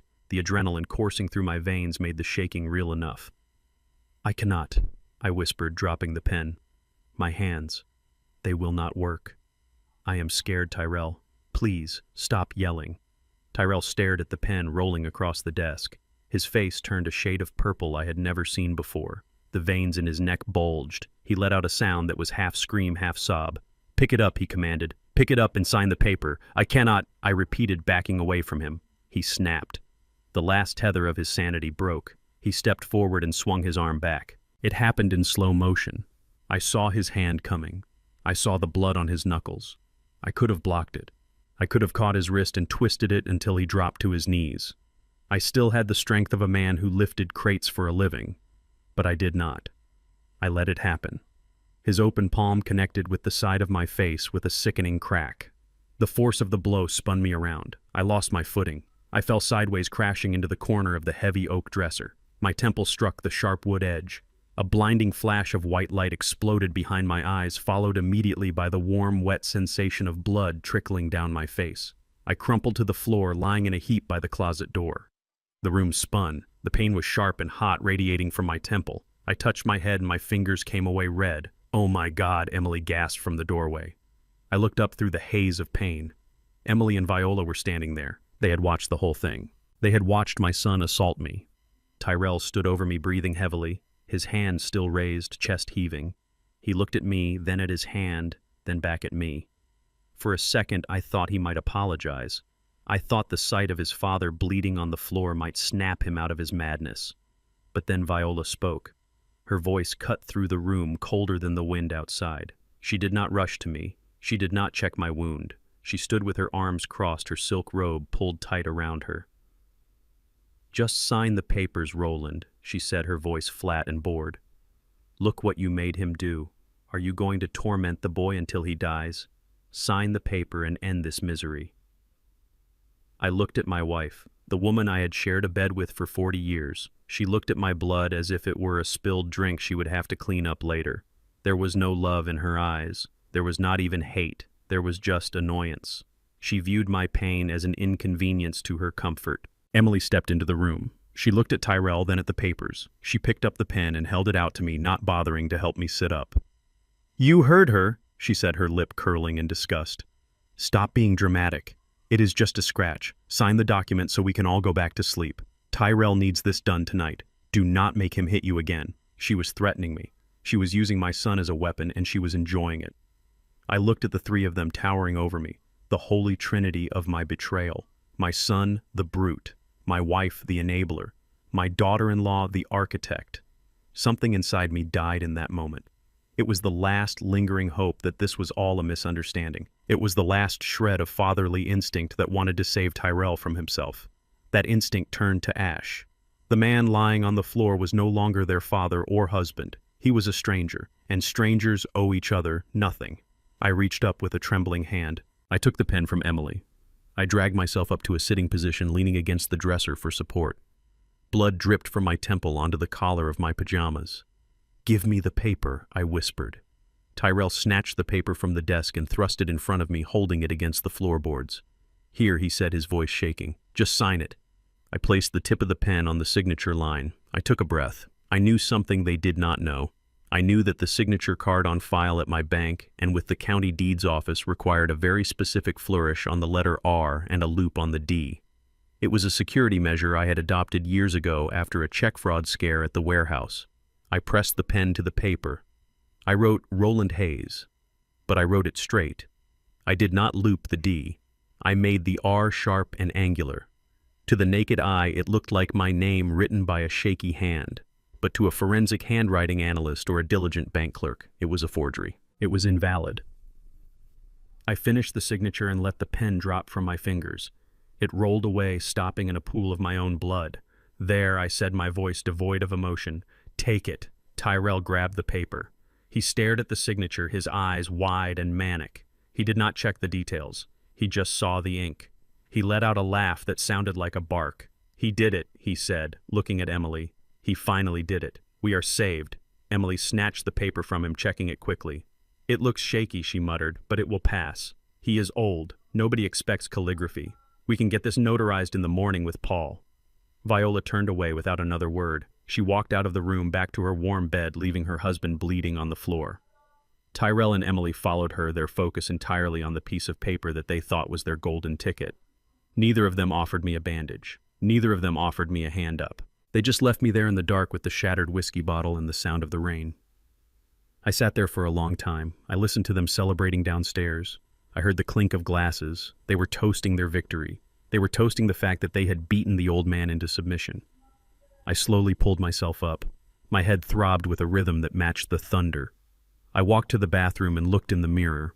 The gash on my temple was deep, about 2 inches long. It would need stitches. My eye was already bruising. I looked like a prize fighter who had stayed in the ring too long. I cleaned the wound as best I could with cold water and wrapped a towel around my head. I did not go back to bed. I sat in the chair by the window and watched the storm rage. I felt a strange calm settle over me. The uncertainty was gone. The hesitation was gone. They had crossed the final line. They had used violence. I waited until the sun began to rise, turning the gray sky a bruised purple. I waited until the house was silent again, until their drunken celebration had faded into sleep. Then I quietly dressed. I put on my coat and my hat, pulling the brim low to cover the bandage. I slipped out of the house and walked to the bus stop. I took the first bus to the downtown hospital. I did not go to the local clinic where they might ask questions or call the house. I went to the big trauma center where I was just a number. I walked into the emergency room. The nurse at the triage desk looked up. She saw the blood-soaked towel. She saw the bruising. "Name?" she asked. "Roland Hayes," I said. "What happened?" "Mr. Hayes," she asked, typing into her computer. "I fell," I said automatically. But then I stopped. I looked at her. I remembered the plan. I remembered the mission. "Actually," I said, my voice firm, "I was assaulted. I need a full medical report and photographs of the injuries for legal purposes." The nurse stopped typing. She looked at me with new interest. She nodded slowly. "We can do that, honey. Take a seat." I sat down in the plastic chair. I was in pain. I was tired. I was heartbroken. But I was also armed. I had the video footage of the theft. I had the pill at the lab. And now I would have official medical documentation of the assault. They thought they had a power of attorney. But all they really had was a signed confession of their own cruelty. And I was going to make sure they paid for every drop of blood I had left on that bedroom floor. The sun had barely cracked the horizon when the sound of a diesel engine idling outside my window pulled me from a light sleep. It was not the garbage truck, and it was not a delivery van. It was a rhythmic, rattling sound like a vehicle that was held together by rust and bad intentions. I sat up in bed and touched the bandage on my temple. The pain was a dull throb, now a reminder of the line my son had crossed just a few hours ago. I heard the front door open downstairs. There was no knock, just the heavy tread of boots on hardwood. Voices murmured low and urgent. Then my bedroom door swung open. Tyrell stood there. He was wearing the same clothes as the night before, rumpled and stained with sweat. He looked like a man who was running from a ghost. Behind him stood 2 men. They were large, thick-necked, and wearing scrubs that were a shade of blue too bright for the hour. They did not look like nurses. They looked like bouncers who had found a second career in human disposal.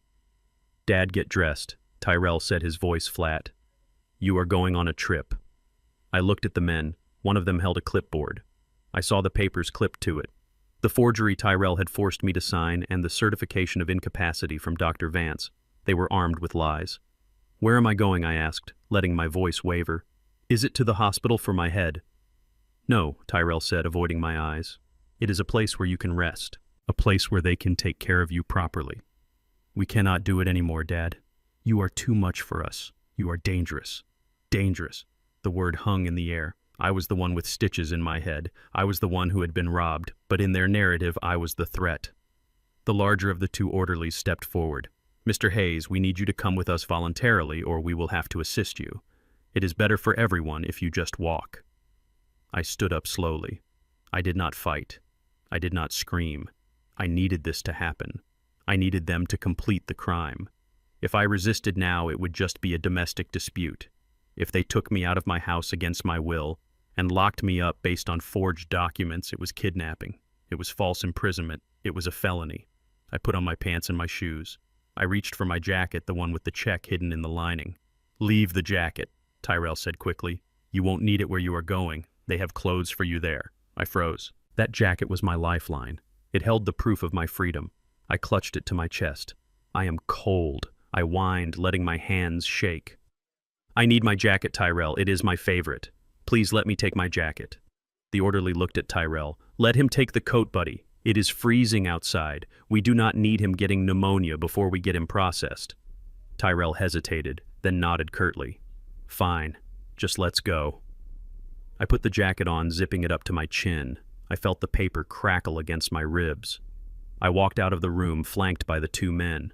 We went down the stairs. Viola was standing in the hallway, clutching her robe. She had a tissue in her hand, but her eyes were dry. She looked at me with a mixture of guilt and relief. "Goodbye, Roland," she whispered. "It is for the best. You will see." I looked at her. I memorized her face in that moment, the betrayal etched into every line. "Beatrice," I said softly, using her mother's name one last time. "Will you come visit me?" She flinched. "I will try," she said, turning away. The orderlies gripped my arms. They marched me out the front door and down the walkway. The van waiting at the curb was white, but the paint was peeling, revealing patches of gray primer underneath. There was no logo on the side, no medical cross, just a sliding door that opened with a screech of metal on metal. They guided me into the back. The seats were covered in cracked vinyl that smelled of stale smoke and bleach. I sat down. Tyrell stood on the sidewalk watching. "This is a nice place, Dad," he called out. "It is like a resort. You are going to love it." He closed the door. The latch clicked shut. It sounded like a prison cell locking. I watched him through the tinted window as the van pulled away. He did not wave. He just turned around and walked back into my house, eager to start selling off the pieces of my life. The drive took 40 minutes. We left the decent streets of my neighborhood and headed toward the industrial district on the edge of the city. The buildings here were low and squat, surrounded by chain-link fences topped with razor wire. The sky seemed grayer here, heavy with smog and neglect. The van slowed down and turned into a driveway marked by a faded wooden sign. Sunnyvale Senior Care. The name was a cruel joke. There was no sun here and definitely no Vale. It was a 2-story brick building that looked like a converted factory. The windows were small and barred.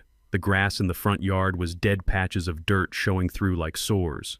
The orderlies opened the door and hauled me out. The air hit me first. It did not smell like fresh-cut grass or morning dew.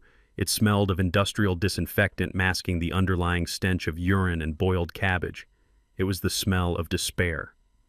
They walked me through the front entrance. The lobby was dim lit by flickering fluorescent tubes that hummed like angry insects. The floor was linoleum scuffed and yellowed with age. Behind a glass partition, a receptionist chewed gum and barely looked up as we entered.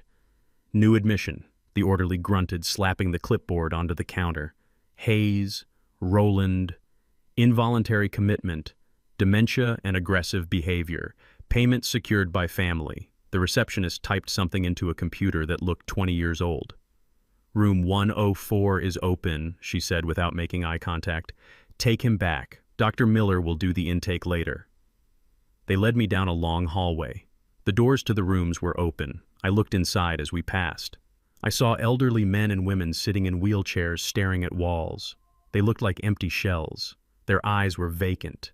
Their clothes were mismatched and stained. One woman was moaning softly, a low, keening sound that made my hair stand up. Another man was rocking back and forth, clutching a doll.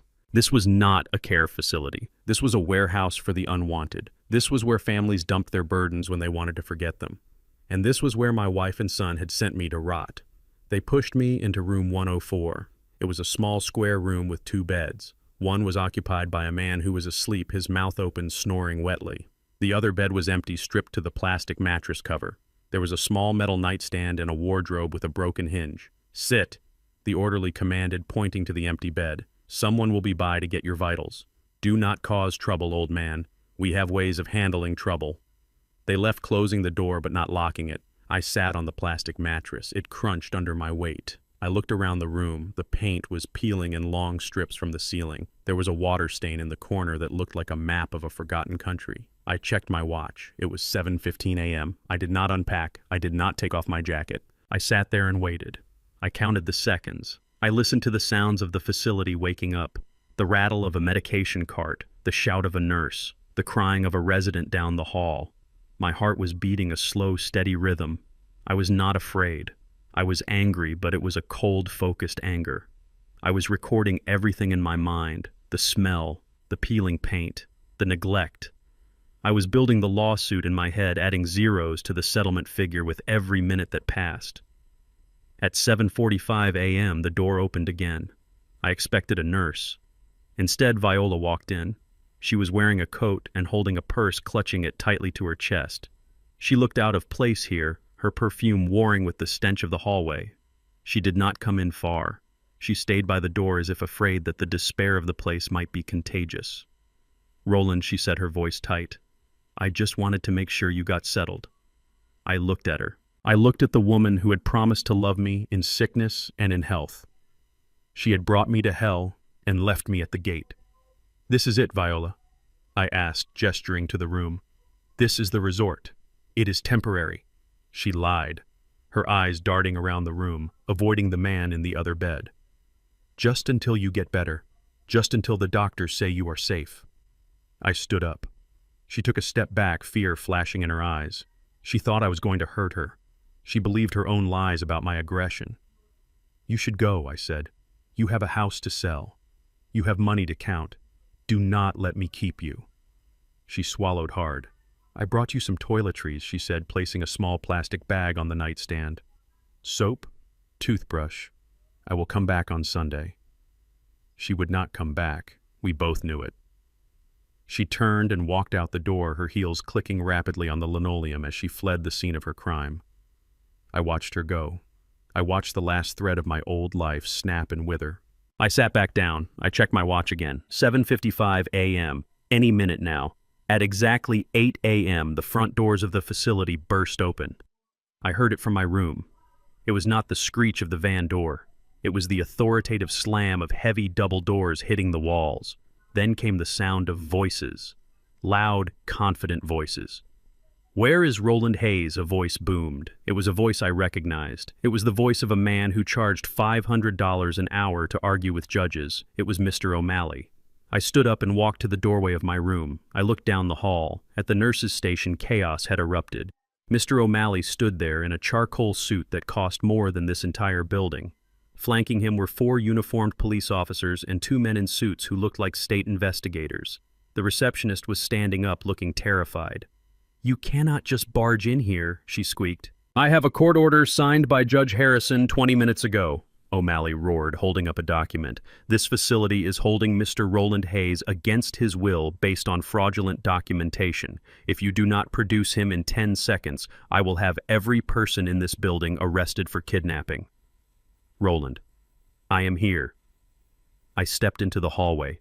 I straightened my jacket. I lifted my chin. I was not the hunched old man anymore. I was Roland Hayes.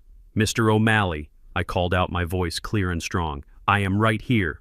O'Malley turned. He saw me. He saw the bandage on my head. He saw the grim surroundings. His face hardened. "Officers, get him out of there," O'Malley commanded. The police officers moved down the hall. They escorted me away from room 104. They walked me past the staring residents and the shocked staff. We reached the lobby. The administrator, a sweaty man in a cheap tie, had come running out of his office. "What is the meaning of this?" he demanded. "Mr." Hayes was admitted by his family. "We have the papers." "Your papers are forgeries," O'Malley said, cutting him off. "And your facility is now a crime scene. We will be in touch." We walked out the front doors. The morning air outside was still smoggy, but it tasted like freedom. A black town car was waiting at the curb. The driver opened the door. "Where to, Mr. Hayes?" O'Malley asked as we settled into the leather seats. "Take me to the Ritz-Carlton," I said. "I have a reservation." "And O'Malley." "Yes, Roland. Call the locksmith. I want every lock on that house changed by noon. And tell the bank to freeze everything. The war is on." O'Malley smiled a wolfish grin. "With pleasure." As the car pulled away, I looked back at the Sunnyvale Senior Care sign one last time. My family thought they had buried me there. They thought I was gone. They were about to find out that they had not buried a body. They had planted a seed. And the harvest was going to be bitter. I sat in the plush velvet armchair of the presidential suite at the Ritz-Carlton. The room smelled of fresh lilies and expensive leather, a stark contrast to the urine and bleach scent that still clung to my clothes from the nursing home. I had taken a long hot shower, scrubbing my skin until it was raw, but the feeling of Sunnyvale lingered. I poured myself a glass of aged whiskey from the crystal decanter. It was smooth and warmed my chest, but it did nothing to melt the ice around my heart. I picked up the burner phone. I had not turned off the cameras in my house. I needed to see what they were doing.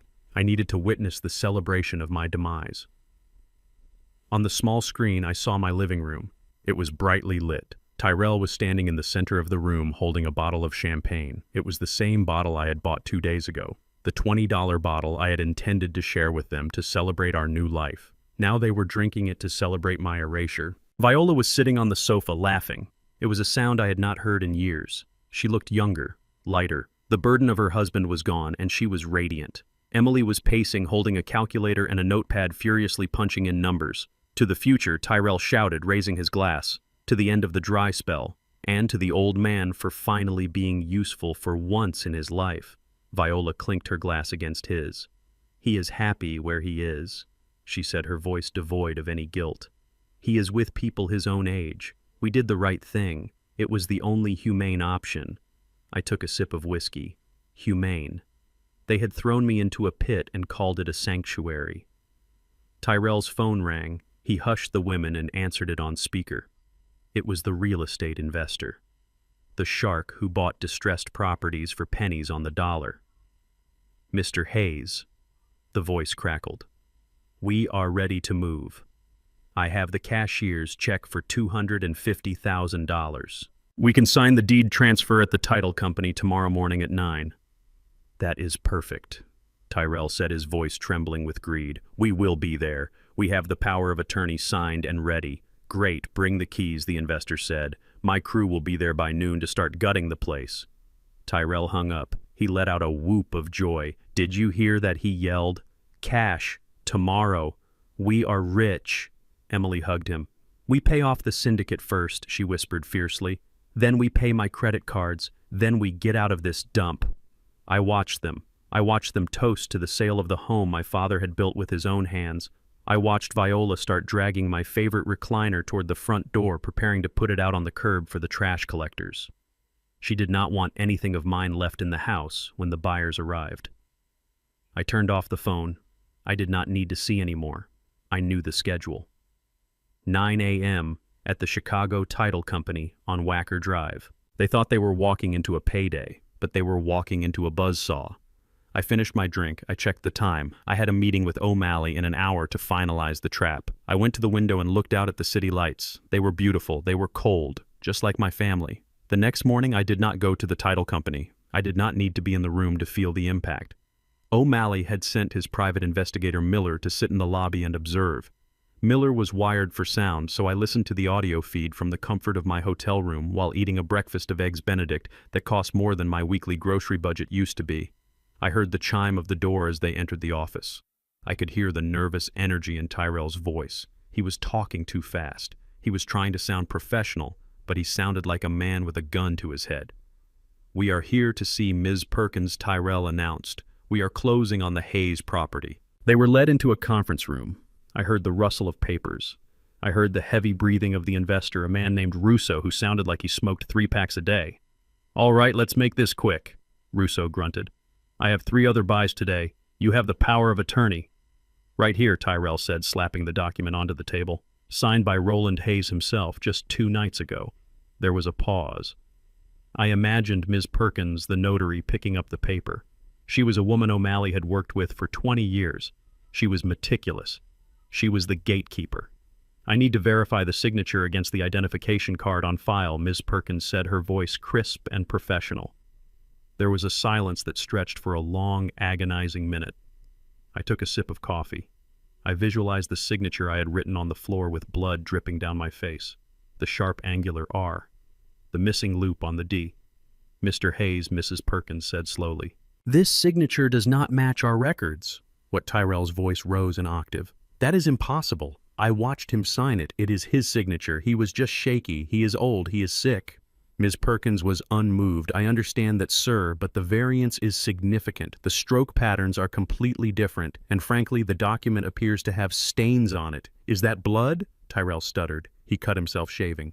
Look, just notarize it. It is him. I swear. I cannot notarize this, Ms. Perkins said, pushing the paper back. Without a matching signature or the principal present to confirm, I cannot validate this transfer of deed. This document is void. The sound of a chair being kicked back violently echoed through the speaker. You have got to be kidding me, Tyrell screamed. You stupid bureaucrat, just stamp the damn paper. We have a deal here. Russo, the investor, spoke up. His voice was low and dangerous. You told me the paperwork was clean, Hayes. I do not do messy deals. I do not do fraud. It is not fraud. Emily shrieked, her composure cracking. He signed it. We can get him to sign it again. Just give us an hour. I am walking, Russo said. Deal is off. Do not call me unless you have the deed in your hand and the old man standing next to you." I heard footsteps walking away, then a loud crash. Tyrell had thrown something, maybe a vase, against the wall. "We are dead," he moaned. "We are absolutely dead. They are going to kill me." "Shut up," Emily hissed. "We have to go to the facility. We have to go to Sunnyvale right now. We will make him sign another one. We will guide his hand this time. We will force him. Let's go." Viola said, her voice trembling. "Hurry before the bank closes." I took off the headphones. I wiped my mouth with the linen napkin. They were panicked. They were desperate.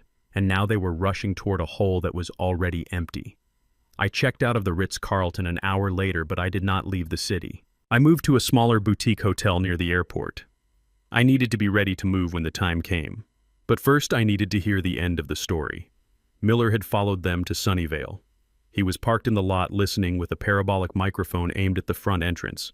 The audio feed crackled to life again. I heard the screech of tires as Tyrell's car skidded into the lot. Car doors slammed. They were running. They burst into the lobby of the nursing home. "We need to see Roland Hayes," Tyrell shouted. "He was admitted yesterday, room 104. I heard the receptionist gasp. "You cannot go back there, sir. Visiting hours are not until 2. "I do not care about visiting hours," Tyrell yelled. "I am his son. I need to see him now. It is a legal emergency." Then a new voice entered the fray. It was the administrator, the sweaty man from yesterday. He sounded terrified. "Mr. Hayes, please lower your voice. There has been a situation." "What situation?" Emily demanded. "Where is he?" The administrator stammered. He is gone." "Gone," Tyrell repeated. "What do you mean, gone? Did he die?" No, nothing like that," the administrator said quickly. "He was discharged. About 2 hours after you dropped him off." "Discharged?" Viola screamed. "By who?"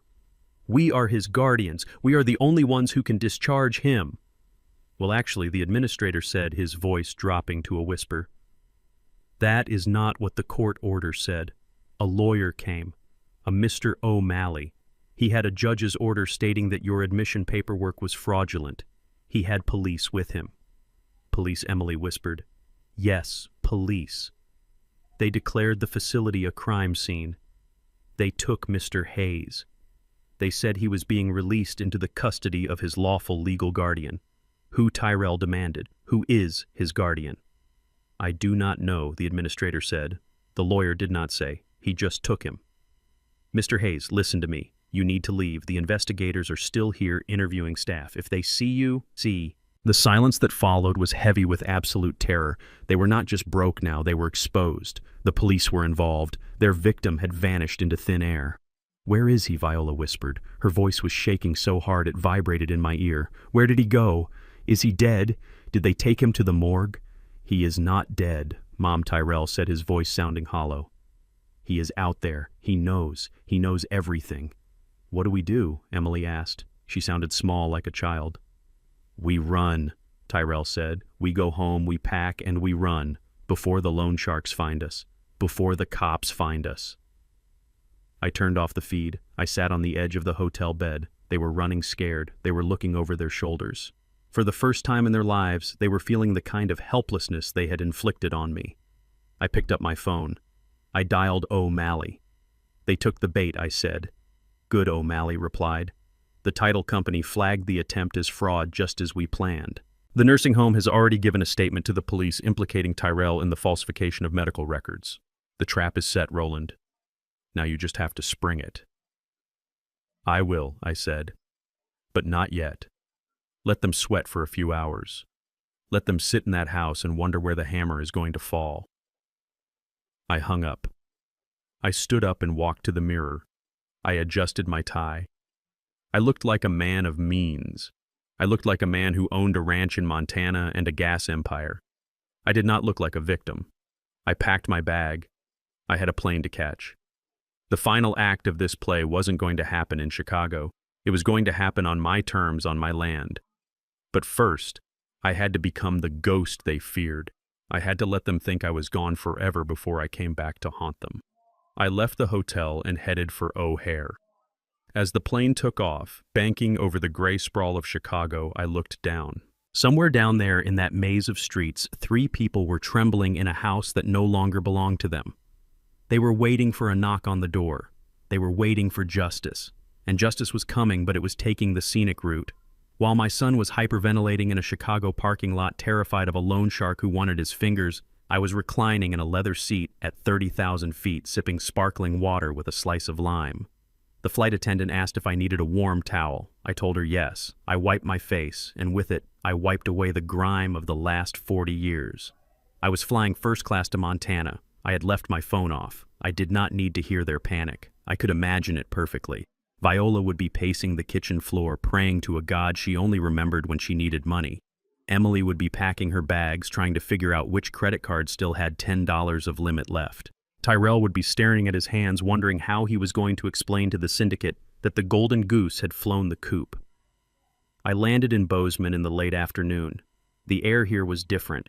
It was thin and sharp and smelled of pine needles and snow. I rented a truck, not a beat-up Ford like the one I left in my driveway, but a brand-new GMC Denali with heated seats and an engine that purred like a jungle cat. I drove north, watching the mountains rise up on either side of the highway like jagged teeth biting into the blue sky. It was vast. It was empty. It was beautiful. I turned onto the dirt road marked Blackwood Ranch. The gate was massive wrought iron with the letter B twisted into the metal. I punched in the code O'Malley had given me. The gates swung open silently. I drove for 2 miles before I even saw the house. That was how big it was. 4,000 acres of timber and pasture. My brother Bernie had bought this land when it was nothing, and he had turned it into a fortress. The main house was a log cabin, but that word did not do it justice. It was a mansion made of timber and stone with a wraparound porch that looked out over a valley that turned purple in the twilight. I parked the truck and stepped out. The silence was absolute. No sirens, no shouting neighbors, no wife complaining about the draft. Just the wind in the trees and the call of a hawk circling overhead. I walked up the steps and unlocked the front door. Inside it smelled of cedar and old leather. It was furnished simply but expensively. There was a fireplace big enough to roast a pig in. Above the mantel hung a painting of Bernie. He looked like me, but harder. His eyes followed me as I walked into the room. "Hello, brother," I whispered. "Thank you." I slept that night in a king-sized bed with sheets that felt like silk. I did not dream of Tyrell. I did not dream of the nursing home. I dreamed of running through the woods, my lungs full of clean air, my legs strong and young again. The next morning a car pulled up the drive.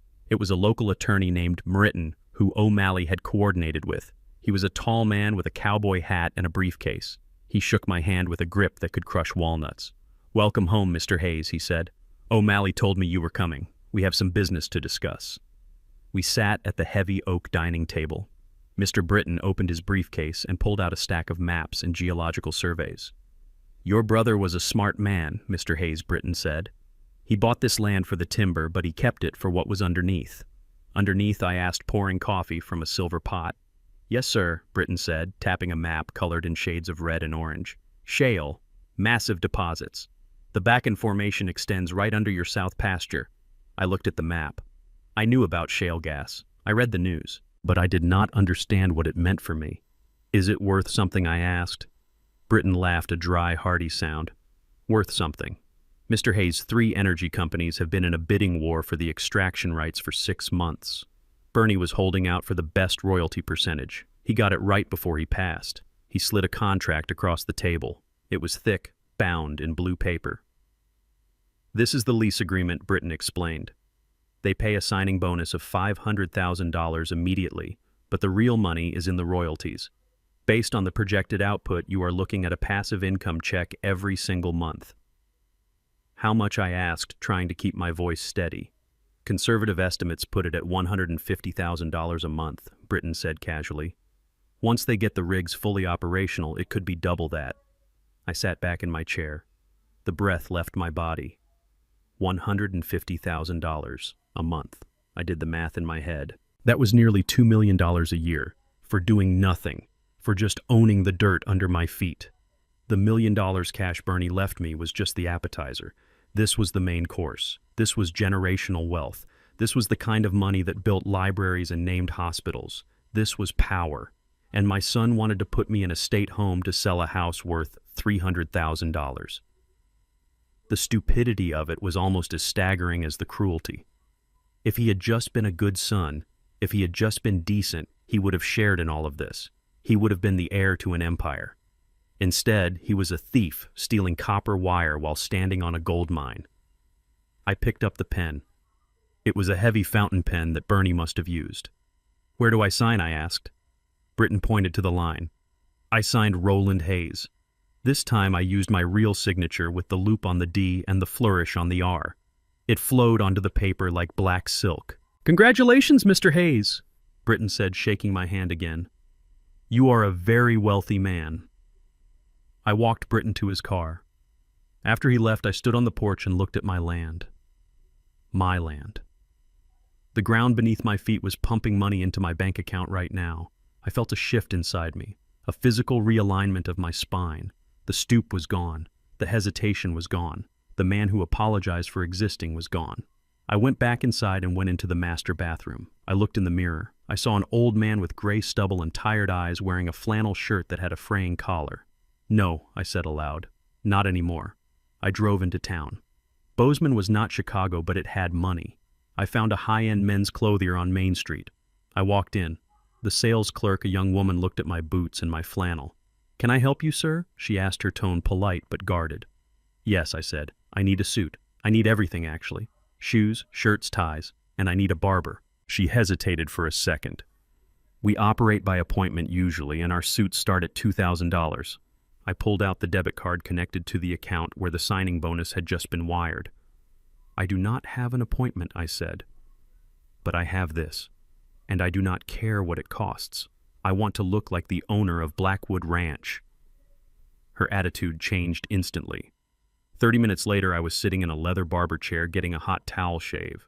The barber trimmed my hair close and neat. He shaped my beard into a distinguished gray line. He massaged my scalp with oils that smelled of sandalwood. Then came the clothes. I tried on a charcoal gray suit made of Italian wool. It fit me like a second skin. I put on a crisp white shirt with French cuffs and silver cufflinks. I stepped into hand-stitched leather Oxfords that cost more than my first car. I stood in front of the three-way mirror in the dressing room. The man staring back at me was a stranger. He stood tall. His shoulders were broad. His eyes were sharp and commanding. He looked like a CEO.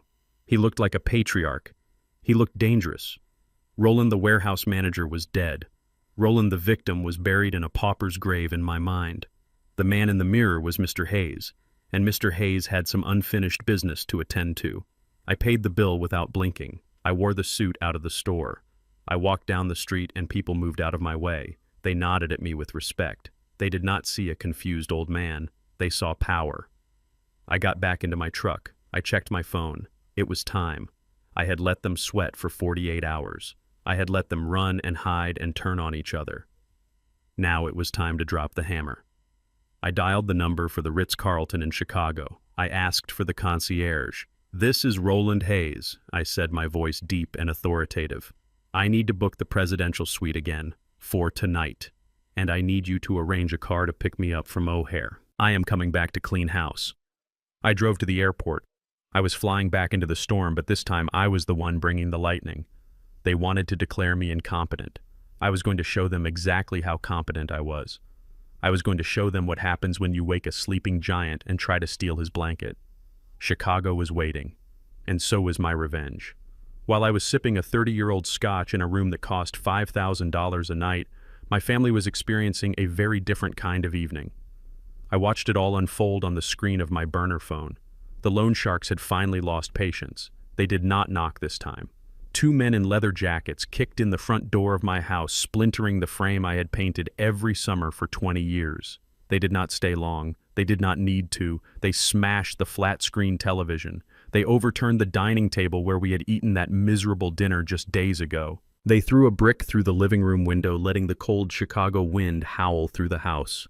Tyrell was huddled in the corner of the kitchen, weeping like a child. He was holding his hand to his chest, cradling his fingers as if they were already gone. The men had not cut him yet, but they had promised to return at midnight. They had given him a deadline measured in hours, not days. 1 finger for every $1,000 unpaid. Tyrell did not have enough fingers to pay that debt. Viola sat amidst the wreckage of her living room, rocking back and forth on the floor. Her vanity was gone. Her hair was a mess, her makeup streaked with tears. She was muttering prayers to a god she had ignored while plotting my demise. She was useless. She was broken. She was a woman who had built her house on sand and was shocked when the tide came in. But it was Emily who caught my attention. She was not crying. She was not praying. She was in the bedroom, my bedroom, the one they had kicked me out of. She was pulling a suitcase from under the bed. She was moving with the frantic efficiency of a rat fleeing a sinking ship. I watched her on the hidden camera as she rifled through drawers, grabbing anything that looked valuable. She took Viola's jewelry box. She took the silverware from the dining room cabinet when the men were not looking. She was not planning to help her husband pay his debt. She was planning to disappear. She was going to leave Tyrell to the wolves and Viola to the cold. I watched her zip up the bag. She checked her phone, probably looking for a flight or a bus out of town. She looked at the door, calculating her exit. She was going to sneak out the back while Tyrell and Viola were distracted by their terror. It was cold. It was ruthless. It was exactly what I expected from her. I sat back in the leather chair of the presidential suite. The glass of scotch felt heavy in my hand. I had them. I had them exactly where I wanted them. They were terrified, desperate, and turning on each other. It was time to throw them a lifeline that was actually a noose. I reached for the hotel phone.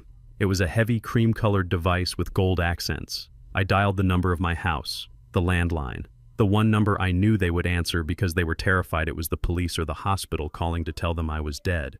I watched on the screen as the phone rang in the kitchen. It shrilled loudly, cutting through the sound of Viola's sobbing. Tyrell jumped as if he had been shot. He looked at the phone with terror. He shook his head frantically at Viola, mouthing the word no. He thought it was the loan sharks calling to taunt him. Viola stared at the phone. It rang again and again. Finally, her instinct to answer overcame her fear. She crawled across the floor and reached up to the counter. She pulled the receiver down, her hand trembling so badly she almost dropped it. "Hello," she whispered. Her voice was a broken rasp. "Hello, Viola," I said. My voice was not the shaky whisper of the senile old man they had sent away. It was deep. It was resonant. It was the voice of the man who had commanded warehouse floors and negotiated contracts. It was the voice of Roland Hayes. Viola froze. Her eyes went wide. She stopped breathing. She looked at the phone as if it were possessed. "Roland," she gasped. "Is that you?" "Who else would it be?" I asked calmly. "Where are you?" she screamed. Her voice cracked with hysteria. "Tyrell, get in here. It is your father. He is alive." Tyrell scrambled into the kitchen.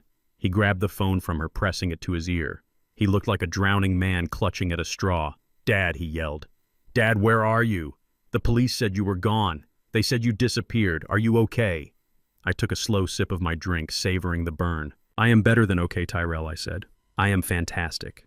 I am sitting in the presidential suite at the Ritz-Carlton downtown. The view is incredible. You can see the whole city from here, even the parts where people lose their fingers for making bad bets." Tyrell went pale. He leaned against the counter for support. "The Ritz," he stammered. "How? How did you get there? Who paid for it?" "Does it matter?" I asked. "What matters is that I have a pen in my hand, Tyrell, and I am ready to sign." "Sign," Tyrell repeated. "Sign what?"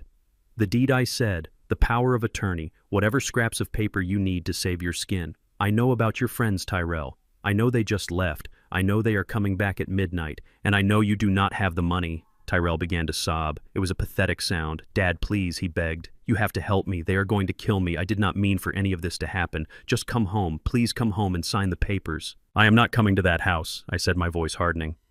"That house is a crime scene. If you want my signature, you come to me. Bring the papers. Bring the notary if you have to. Bring Viola. Bring Emily. I want the whole family together for this."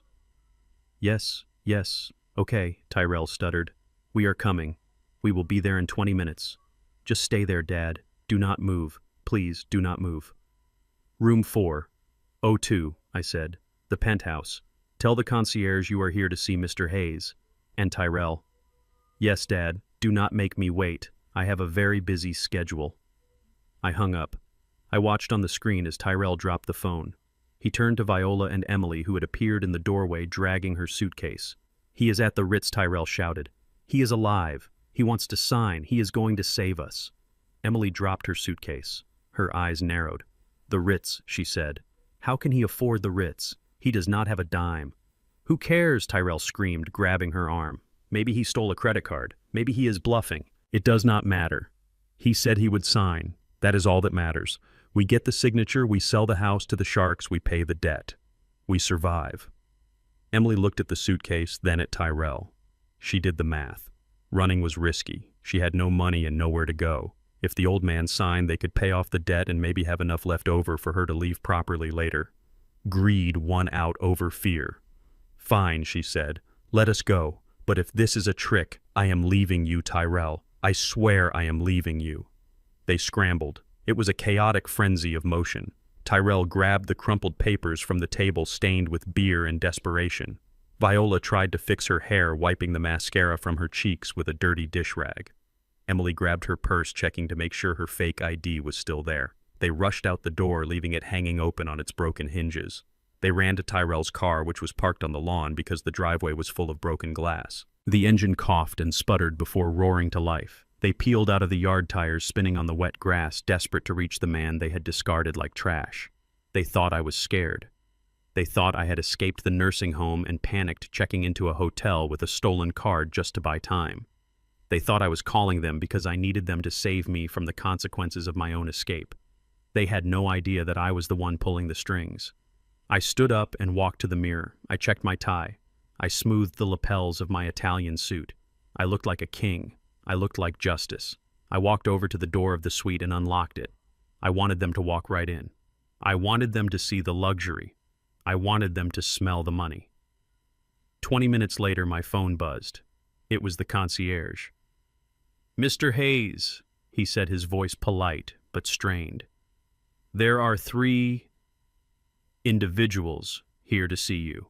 They claim to be your family. They are a bit distressed." "Shall I send them up?" "Send them up," I said. "And send up another bottle of champagne. The expensive stuff this time. We have a celebration to attend to." I hung up. I walked to the center of the room. I sat down in the high-backed leather chair facing the door. I crossed my legs. I clasped my hands over my knee. I waited. I heard the elevator ding down the hall. I heard the muffled sound of running footsteps on the thick carpet. They were running. They were running toward their salvation. They burst through the door without knocking. They stopped dead in their tracks. The sight that greeted them must have been like a hallucination. They were standing in a room that was larger than our entire house. The ceilings were high adorned with crystal chandeliers. The windows stretched from floor to ceiling, revealing the glittering skyline of Chicago. And in the center of it all sat the old man they had thrown away. But I was not the man they knew. I was clean-shaven. My hair was trimmed. I was wearing a charcoal gray suit that shimmered under the lights. My shoes were polished to a mirror shine. I held a glass of amber liquid that cost more than their car. They looked like wrecks. Tyrell's shirt was torn and stained. His eye was swollen shut. He smelled of fear and sweat. Viola's dress was wrinkled and she was wearing slippers. Emily's makeup was smeared and her blazer was missing a button. They were the picture of desperation standing in a temple of wealth. "Dad," Tyrell breathed. His eyes darted around the room, taking in the opulence. What is this?" I smiled. It was not a warm smile. It was the smile of a shark who has just found a seal in open water. "Hello, family," I said. "Come in. Close the door. You are letting the air conditioning out." They stepped inside, moving slowly as if afraid the floor might open up beneath them. Emily was staring at my suit. Her eyes were wide. She knew fabric. She knew money. She realized in that second that something was terribly, terribly wrong. "Roland," Viola whispered. "Where did you get this? Did you steal it?" I laughed. A dry, humorless sound. "Steal it, Viola. I do not need to steal. I am Roland Hayes. I own this room. I own this suit. And right now I own you." "Just sign the papers," Dad Tyrell interrupted, thrusting the crumpled documents toward me. "We do not have time for this. The sharks are coming. Just sign and we can go." I looked at the papers in his shaking hand. I looked at my son. I stood up slowly, unfolding my height until I towered over him. "Put them on the table, Tyrell," I commanded. He dropped them on the coffee table next to the crystal vase of fresh orchids. He looked at me pleadingly. "Please, Dad," he whimpered. "Just sign." I walked over to the table. I picked up the papers. I looked at them. Then I looked at Tyrell. "I am not going to sign these, Tyrell," I said softly. "What?" he screamed. "You said you would. You called us. You said to bring them." "I said bring them," I corrected. "I did not say I would sign them. I wanted you here so I could show you something." I reached into the inside pocket of my jacket. Tyrell flinched, thinking I was reaching for a weapon. In a way, I was. I pulled out a stack of photographs. They were high-resolution, glossy prints taken by Miller over the last week. I tossed them onto the table, fanning them out like a winning poker hand. "Look," I said. They looked. The first photo showed Emily. She was sitting in a booth at a dive bar. Her hand was resting on the arm of a man. A large man with tattoos on his neck. He was leaning in, whispering in her ear. He was smiling. Tyrell frowned. "Who is that?" he asked, looking at Emily. Emily went white. That is nobody," she stammered. "Just a client." I tossed another photo. This one showed Emily and the man kissing. It was not a friendly kiss. It was passionate. It was intimate. "That man, Tyrell," I said, my voice cold as Marcus King. "The head of the King Syndicate. The man you owe $200,000 to." Tyrell looked from the photo to Emily. His mouth opened, but no sound came out. "And this one," I said, throwing down a third photo. This one showed Emily handing Marcus a thick envelope. An envelope that looked exactly like the one Tyrell had given Dr. Vance. "She has been paying him," I said. "She has been paying him with the money you stole from me." "But she was not paying off your debt, son. She was paying him to keep the pressure on. She was paying him to threaten you." What Tyrell whispered. "She cut a deal, Tyrell," I explained. "She gets the house. She sells it. She splits the profit with Marcus. And you get nothing. You take the fall. You lose the finger. She walks away with the cash and the boyfriend." "Liar." Emily screamed, lunging for the photos. "He is lying, Tyrell. He is crazy. The doctor said he is crazy. Do not listen to him." Tyrell grabbed her wrist. He looked at her. He looked at the fear in her eyes. He saw the truth. You know him," he stuttered. "You know the shark." "I know him," Emily spat, trying to pull away. "I know him better than I know you. You are a loser, Tyrell. You were always a loser." I needed a way out. The room exploded. Tyrell roared, a sound of pure animal rage. He tackled Emily. They crashed into the coffee table, sending the orchids in the crystal vase shattering to the floor. Viola screamed, covering her mouth. I watched them. I watched my family destroy itself. I took another sip of my scotch. I did not intervene. I did not call for help. I just watched. This was the justice I had paid for, and it was worth every penny. The heavy double doors of the presidential suite swung open with a hush that screamed money. I sat in the center of the room on a high-backed leather chair that felt like a throne. In my hand, I held a glass of 50-year-old whiskey that glowed amber under the crystal chandelier. I took a slow, deliberate sip, letting the liquid burn pleasantly in my throat while I waited for my guests to process their surroundings. They stood in the entryway, bunched together like frightened cattle. They looked filthy. Tyrell's shirt was torn and stained with sweat. Viola was wearing house slippers that were caked with mud from the yard. Emily's makeup was smeared down her cheeks, making her look like a melting clown. They stared at the floor-to-ceiling windows that offered a panoramic view of the Chicago skyline, a view that belonged to winners, not to people who owed money to loan sharks. Emily was the first to look at me. Her eyes traveled up from my polished Italian leather shoes past the sharp crease of my charcoal trousers to the silk lapel of my custom-tailored jacket. I saw her pupils dilate. She knew fashion. She knew labels. She knew that the suit I was wearing cost more than the car she drove. She realized in that split second that the power dynamic had shifted violently. Her mouth opened, but no sound came out. Tyrell, however, was too stupid and too terrified to notice the clothes. He only saw his father. He only saw the object he needed to manipulate. He lunged forward, stumbling on the thick carpet. "Where the hell have you been?" he screamed, his voice cracking with hysteria.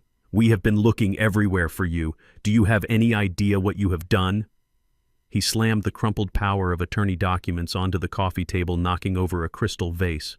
Water spilled onto the marble surface, but I did not flinch. "Sign it," he demanded, pointing a shaking finger at the paper. "Sign it right now, Dad. I do not have time for your games. They are coming back at midnight." I looked at him. I looked at the boy I had raised, the man who was willing to sell me down the river for a gambling debt. I did not feel anger anymore. I felt nothing. I set my glass down on the side table with a soft clink. I did not reach for the pen. Instead, I reached into the inside pocket of my jacket. Tyrell flinched. He thought I was pulling a gun. In a way, I was. I pulled out a thick envelope. I tossed it onto the wet table, right on top of the unsigned legal documents. The envelope slid across the water and stopped in front of Tyrell. "Open it," I said. My voice was calm, low, and commanded absolute obedience. Tyrell looked at the envelope. He looked at me. His hands were shaking so badly he tore the paper as he tried to open it. A stack of high-resolution photographs spilled out. They were brutal. They were clear. They were undeniable. The first photo showed Emily sitting at a bar. She was laughing, her hand resting on the forearm of a large man with a neck tattoo. The man was Marcus King, the head of the syndicate, the very man Tyrell owed $200,000 to. Tyrell frowned. He picked up the photo, holding it close to his face. "Who is that?" he asked, confusion warring with panic. "Keep looking," I said. He shuffled to the next photo. It showed Emily and Marcus King kissing. It was not a friendly peck. It was deep. It was intimate. It was the kiss of two people who had been sharing a bed for a long time. Tyrell made a sound like a wounded animal. He dropped the photo as if it had burned him. He looked at Emily. "Emily," he whispered, "why are you kissing him? Why are you kissing the shark?" Emily went pale. Her eyes darted around the room, looking for an exit, looking for an excuse. "That is not what it looks like," she stammered. "It is an old photo, Tyrell. It is from before." I leaned forward. "It is time stamped, Emily," I said. "That photo was taken 3 days ago. While Tyrell was begging me for money, you were sleeping with the man who threatened to cut off his fingers." Tyrell turned to her, his face twisted into a mask of pure betrayal. "You know him," he said, his voice rising. "You know Marcus King." I tossed the final photo onto the pile. It showed Emily handing a thick envelope of cash to Marcus. "She has been paying him, Tyrell," I explained mercilessly. "She has been taking the money you stole from me, the money you scraped together, and she has been giving it to her boyfriend. But she was not paying down your debt. She was paying him to keep scaring you. She was paying him to pressure you into selling my house." "It is a lie," Emily shrieked. "He is lying, Tyrell. He is senile. He doctored the photos." Tyrell looked at the photos. He looked at his wife. He saw the guilt written all over her face. He saw the cold calculation in her eyes that she could not hide fast enough. "You sold me out," he whispered. "You were going to let them hurt me. I was going to save myself." Emily spat, dropping the act. "You are a loser, Tyrell. You have always been a loser. Marcus is a real man. He knows how to make money. You just know how to lose it," Tyrell roared. He raised his hand, the same hand he had used to strike me. But before he could move, I pressed a button on the remote control in my hand. The room was suddenly filled with sound. The high-fidelity surround sound system of the presidential suite roared to life. It was not music. It was a recording. It was the recording I had made with the spy cameras in my own kitchen. The quality was crystal clear. Every word was sharp as a razor. Viola's voice filled the room, amplified to a deafening volume. "He is useless to us now anyway. All he does is eat and take up space. Sell the house and dump him in the state facility." Viola covered her mouth with her hands, her eyes wide with horror. She heard her own cruelty broadcast back to her. Then came Tyrell's voice, whining and pathetic. "I just wish he would die already. Why does he have to be so healthy? If he just had a heart attack, we would get the insurance and the house. It would solve everything." Tyrell froze. He looked at the speakers, then at me. He looked small. He looked like a bug under a magnifying glass. And finally, Emily's voice, cool and venomous. "Once we sell the house and put him away, I am filing for divorce, Tyrell. I am taking my half and I am leaving. I am not staying married to a man who cannot even handle his own father." The recording ended. The silence that followed was heavier than the noise. The truth hung in the air, stripping them naked. They stood there exposed in their greed and their hatred. I stood up.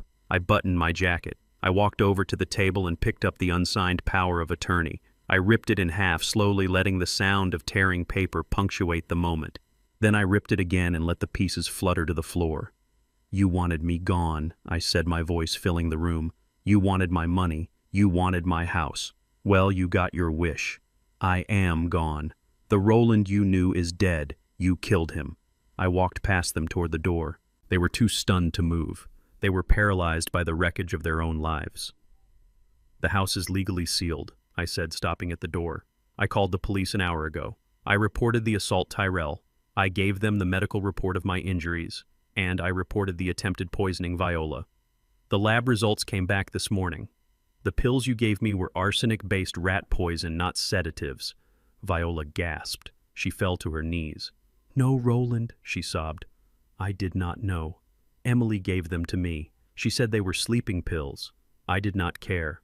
I opened the door. "Police are on their way up," I said. "Enjoy the view while you can. It is the last luxury you will see for a very long time." I walked out into the hallway and let the heavy door click shut behind me, sealing them in with their sins. I walked to the elevator, feeling lighter with every step. The burden was gone. The trash was taken out. I was free. The silence that followed the recording did not last long because it was shattered by a sound I had never heard from my son before. It was a guttural roar of pure, animalistic betrayal. Tyrell did not look at me. He did not look at his mother. He looked at Emily. He looked at the woman who had whispered poison in his ear for 3 years. The woman who had promised him easy money and a quick fix. The woman who was currently sleeping with the man who wanted to cut off his fingers. He lunged across the coffee table, scattering the photos of her infidelity like confetti. His hands found her throat before she could even scream. They crashed backward onto the expensive Persian rug. Emily clawed at his face, her nails digging red furrows into his cheeks, but Tyrell did not seem to feel it. He was blind with rage. He was squeezing the life out of his wife, trying to crush the lies back down her throat. Viola screamed. She threw herself onto Tyrell, beating her fists against his back, begging him to stop. She pulled at his shirt, her voice rising to a hysterical shriek that surely penetrated the thick walls of the suite. "Tyrell, stop it! You are killing her!" she wailed. But Tyrell was gone. He was lost in the red haze of a man who realizes he is the fool in his own tragedy. I sat in my leather chair and I watched. I took a slow sip of my whiskey, letting the peat and smoke coat my tongue. I did not stand up. I did not reach for the phone to call security. I did not shout commands. I simply observed the violence of their implosion. It was a chaotic ballet of consequences. They were tearing each other apart, consuming themselves in the fire of their own greed. Just as Emily's face began to turn a terrifying shade of purple, the heavy double doors of the suite burst open again. This time it was not room service. 4 uniformed officers from the Chicago Police Department flooded into the room, their weapons drawn but lowered. Behind them walked 2 detectives in plain clothes, followed closely by Mr. O'Malley, who looked as calm as if he were attending a board meeting. "Police, get off her," one of the officers shouted. Tyrell did not let go. He was too far gone. 2 officers grabbed him by the shoulders and hauled him backward, breaking his grip with forceful efficiency. Emily gasped for air, coughing and retching, clutching her bruised throat. Tyrell thrashed in the officer's grip, screaming obscenities at his wife, screaming that she had set him up, that she had ruined everything. They slammed him face first against the wall, cuffing his hands behind his back with the metallic click of finality. I remained seated. Detective Miller walked over to me. He looked at the chaos, then at me, sitting calmly with my drink. "Mr. Hayes," he asked. "I am Roland Hayes," I confirmed, setting my glass down. "Thank you for coming, Detective. I believe you have some business with these people." Miller nodded. He turned to Tyrell, who was panting against the wall, his face pressed into the silk wallpaper. "Tyrell Hayes, you are under arrest," Miller stated, his voice cutting through the noise.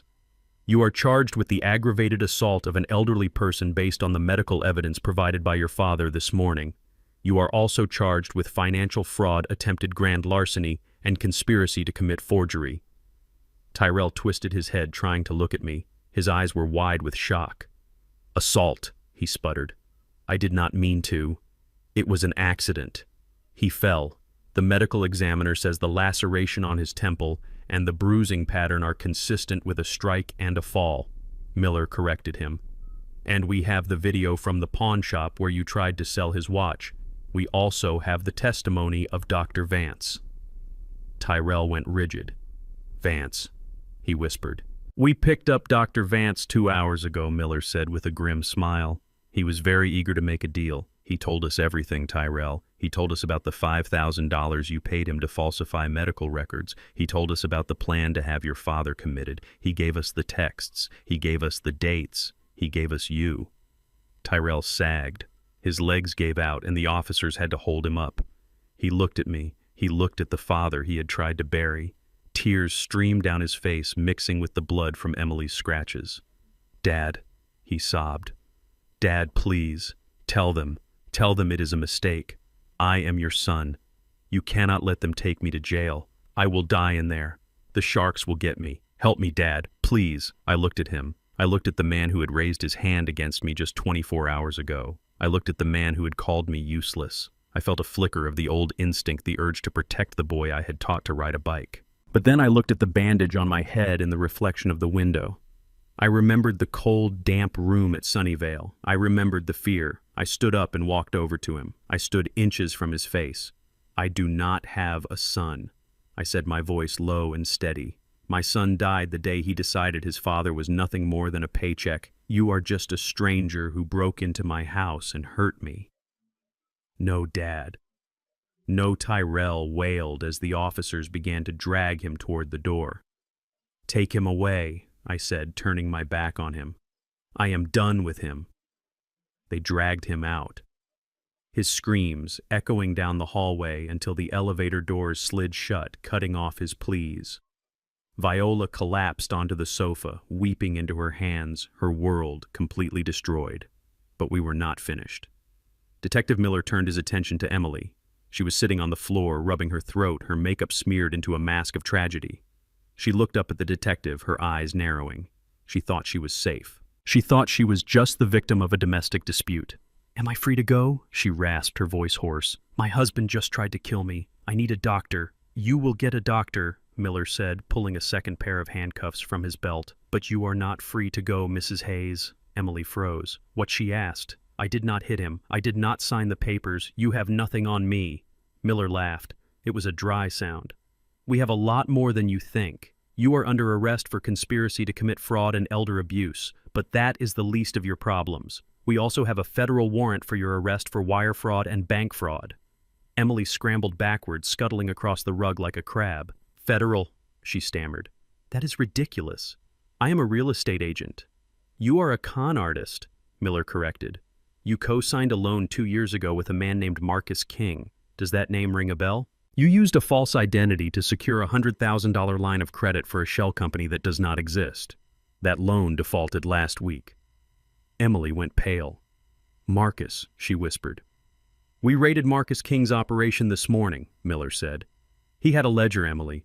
He kept very good records of who owed him favors and who helped him launder money. When we put the cuffs on him, he gave us 3 names to reduce his sentence. Yours was the first one on the list. He sold you out to save 5 years off his own time. I watched the realization wash over her. The man she had betrayed her husband for the man she had been sleeping with to secure her safety had thrown her to the wolves without a second thought. She had played the game of sharks, and she had been eaten.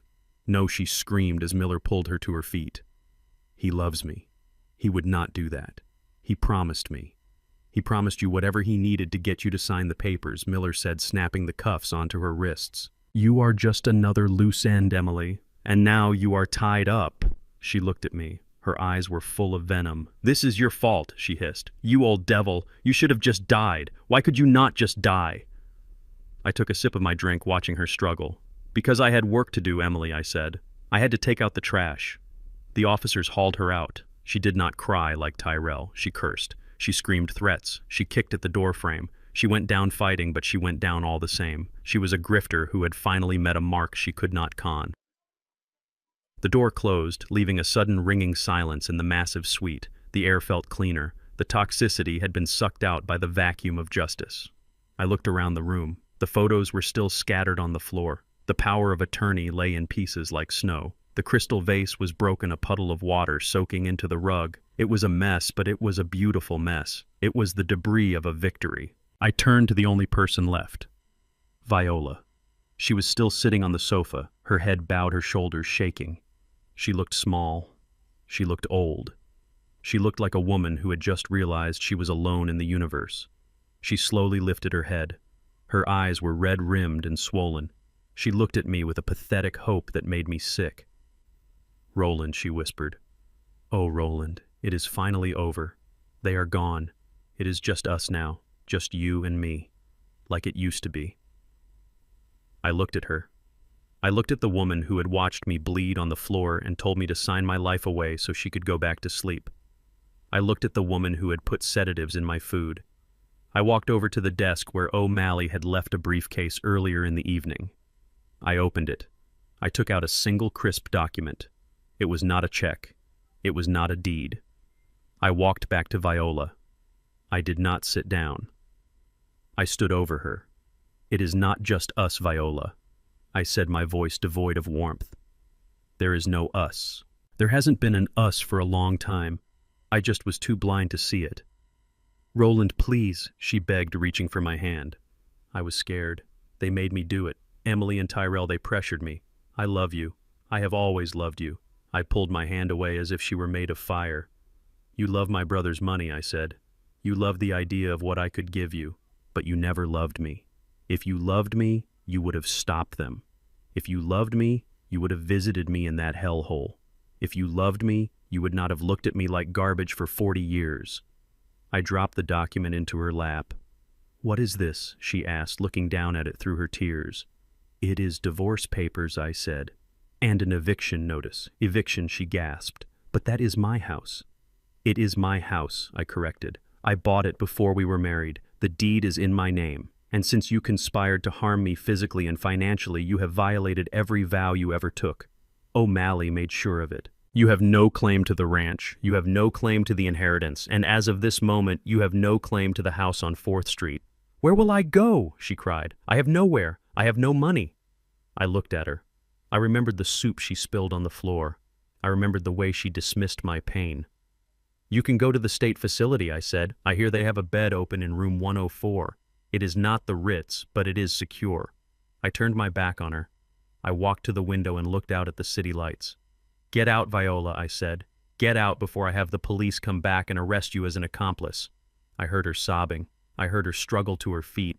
I heard the door open and close one last time, and then finally there was silence. Absolute pure silence. I was alone. But for the first time in my life, I was not lonely. I was free.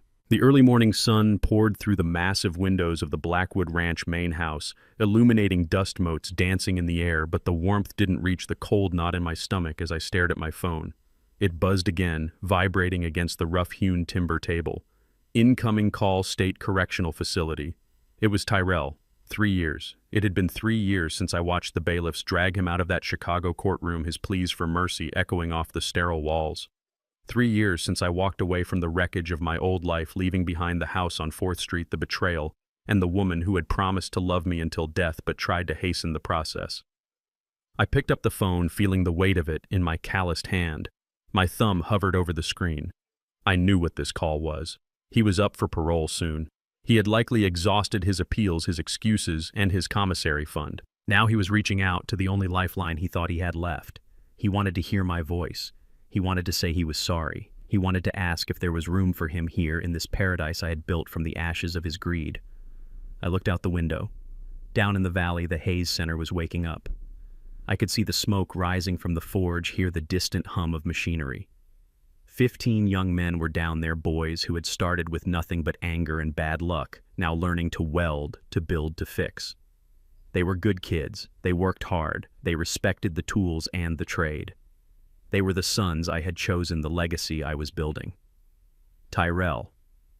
Tyrell had chosen his path. He had chosen the easy way, the gamble, the lie. He had chosen to raise his hand against his father. He had chosen to look at me and see only a dollar sign.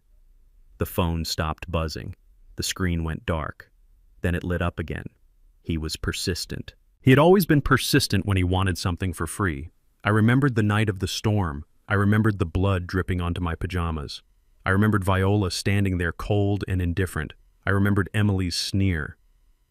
I pressed the red button. Decline. Then with a steady hand I opened the settings menu. I found the number. I scrolled down to the bottom. Block caller. I tapped it. A small pop-up asked for confirmation. Block contact. I didn't hesitate. I pressed block. I set the phone back down on the table face down. The silence of the ranch rushed back in, filling the space where the buzzing had been. It was a heavy silence, but it wasn't empty. It was full of peace. It was full of the wind in the pines and the call of a hawk circling high above the tree line.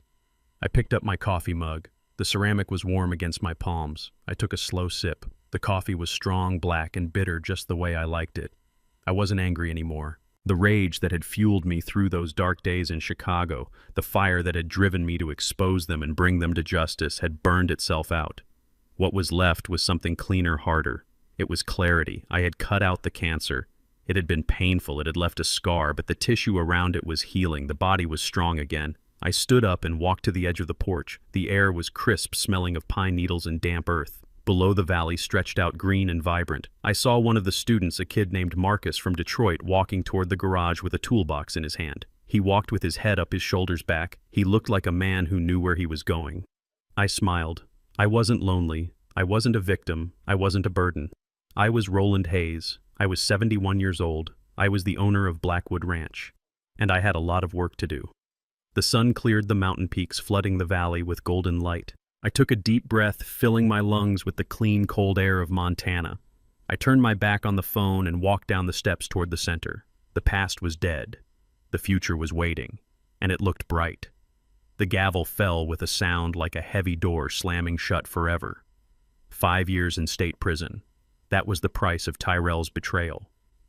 I watched from the back of the courtroom as the bailiffs cuffed his hands behind his back.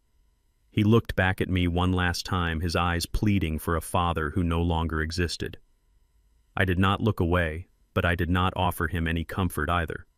I simply stood up and buttoned my jacket, turning my back on the son who had tried to bury me. Emily did not even make it to trial. She posted bail with money she likely stole from another source and vanished into the wind. The police said she was likely in Mexico or Canada running from federal charges and the dangerous men she owed money to. She would spend the rest of her life looking over her shoulder, wondering when the debt collectors would catch up. It was a prison without walls, but it was a prison nonetheless. And Viola, my wife of 40 years, found herself living the simple life she had always claimed to want. But it was not in a cozy cottage. It was in a damp studio apartment paid for by state assistants. I heard she got a job washing dishes at a diner on 47th Street. Her manicured hands were now raw from hot water and cheap soap. She spent her days scrubbing grease off plates just as she had tried to scrub me out of her life. I did not visit her. I did not send her money. I let her live with the consequences of her choices.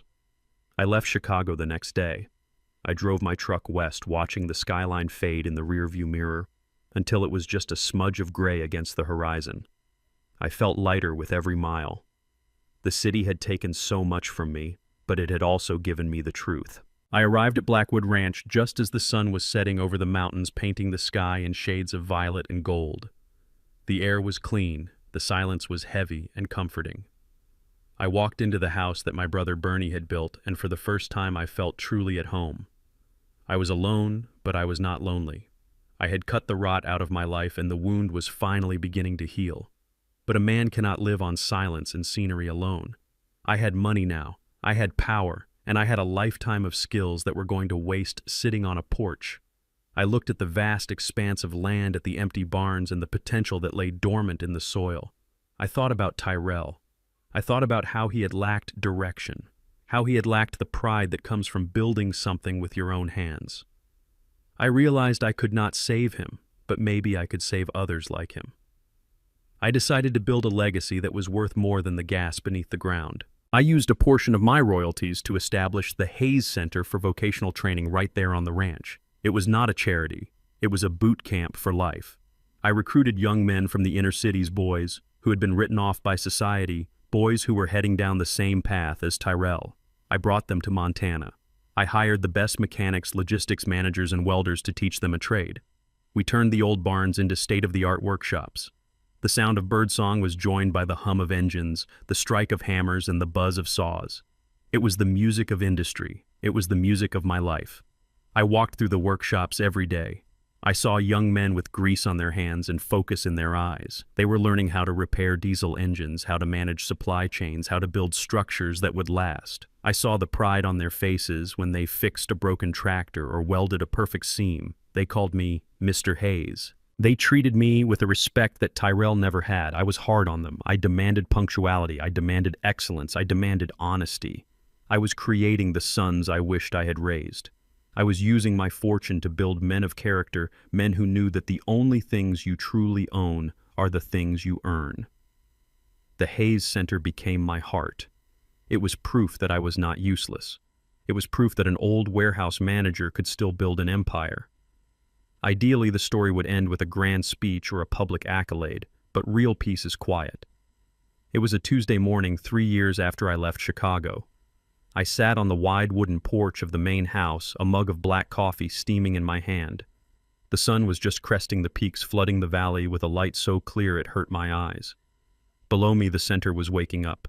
I could see the students walking toward the mess hall for breakfast, their breath misting in the cold air. They walked with purpose. They walked with dignity. My phone buzzed on the table beside me. The vibration rattled the spoon against the saucer. I looked at the screen. The caller ID displayed a number I recognized instantly. State Correctional Facility. It was Tyrell. He was eligible for parole soon. He had likely run out of appeals and excuses. Now he was calling the man he had tried to destroy. I stared at the phone.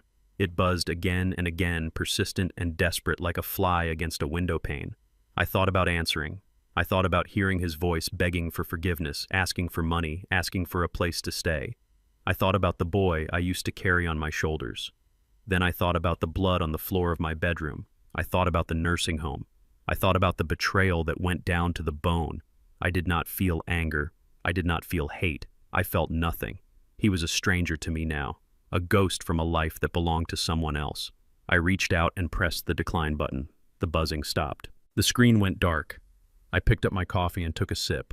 It was hot and bitter and perfect.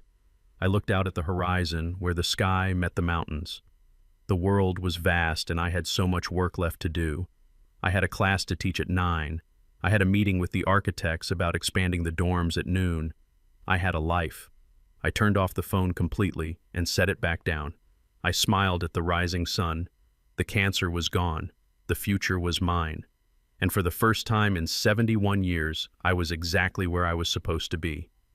The greatest lesson I learned is that family is not defined by the blood in your veins, but by the loyalty in your heart. For decades, I believed that my value lay in how much I could endure and sacrifice for people who only saw me as a resource. But true dignity is knowing when to walk away from a table where respect is no longer being served. It took a devastating betrayal to open my eyes, but it gave me the clarity to build a life filled with purpose rather than obligation.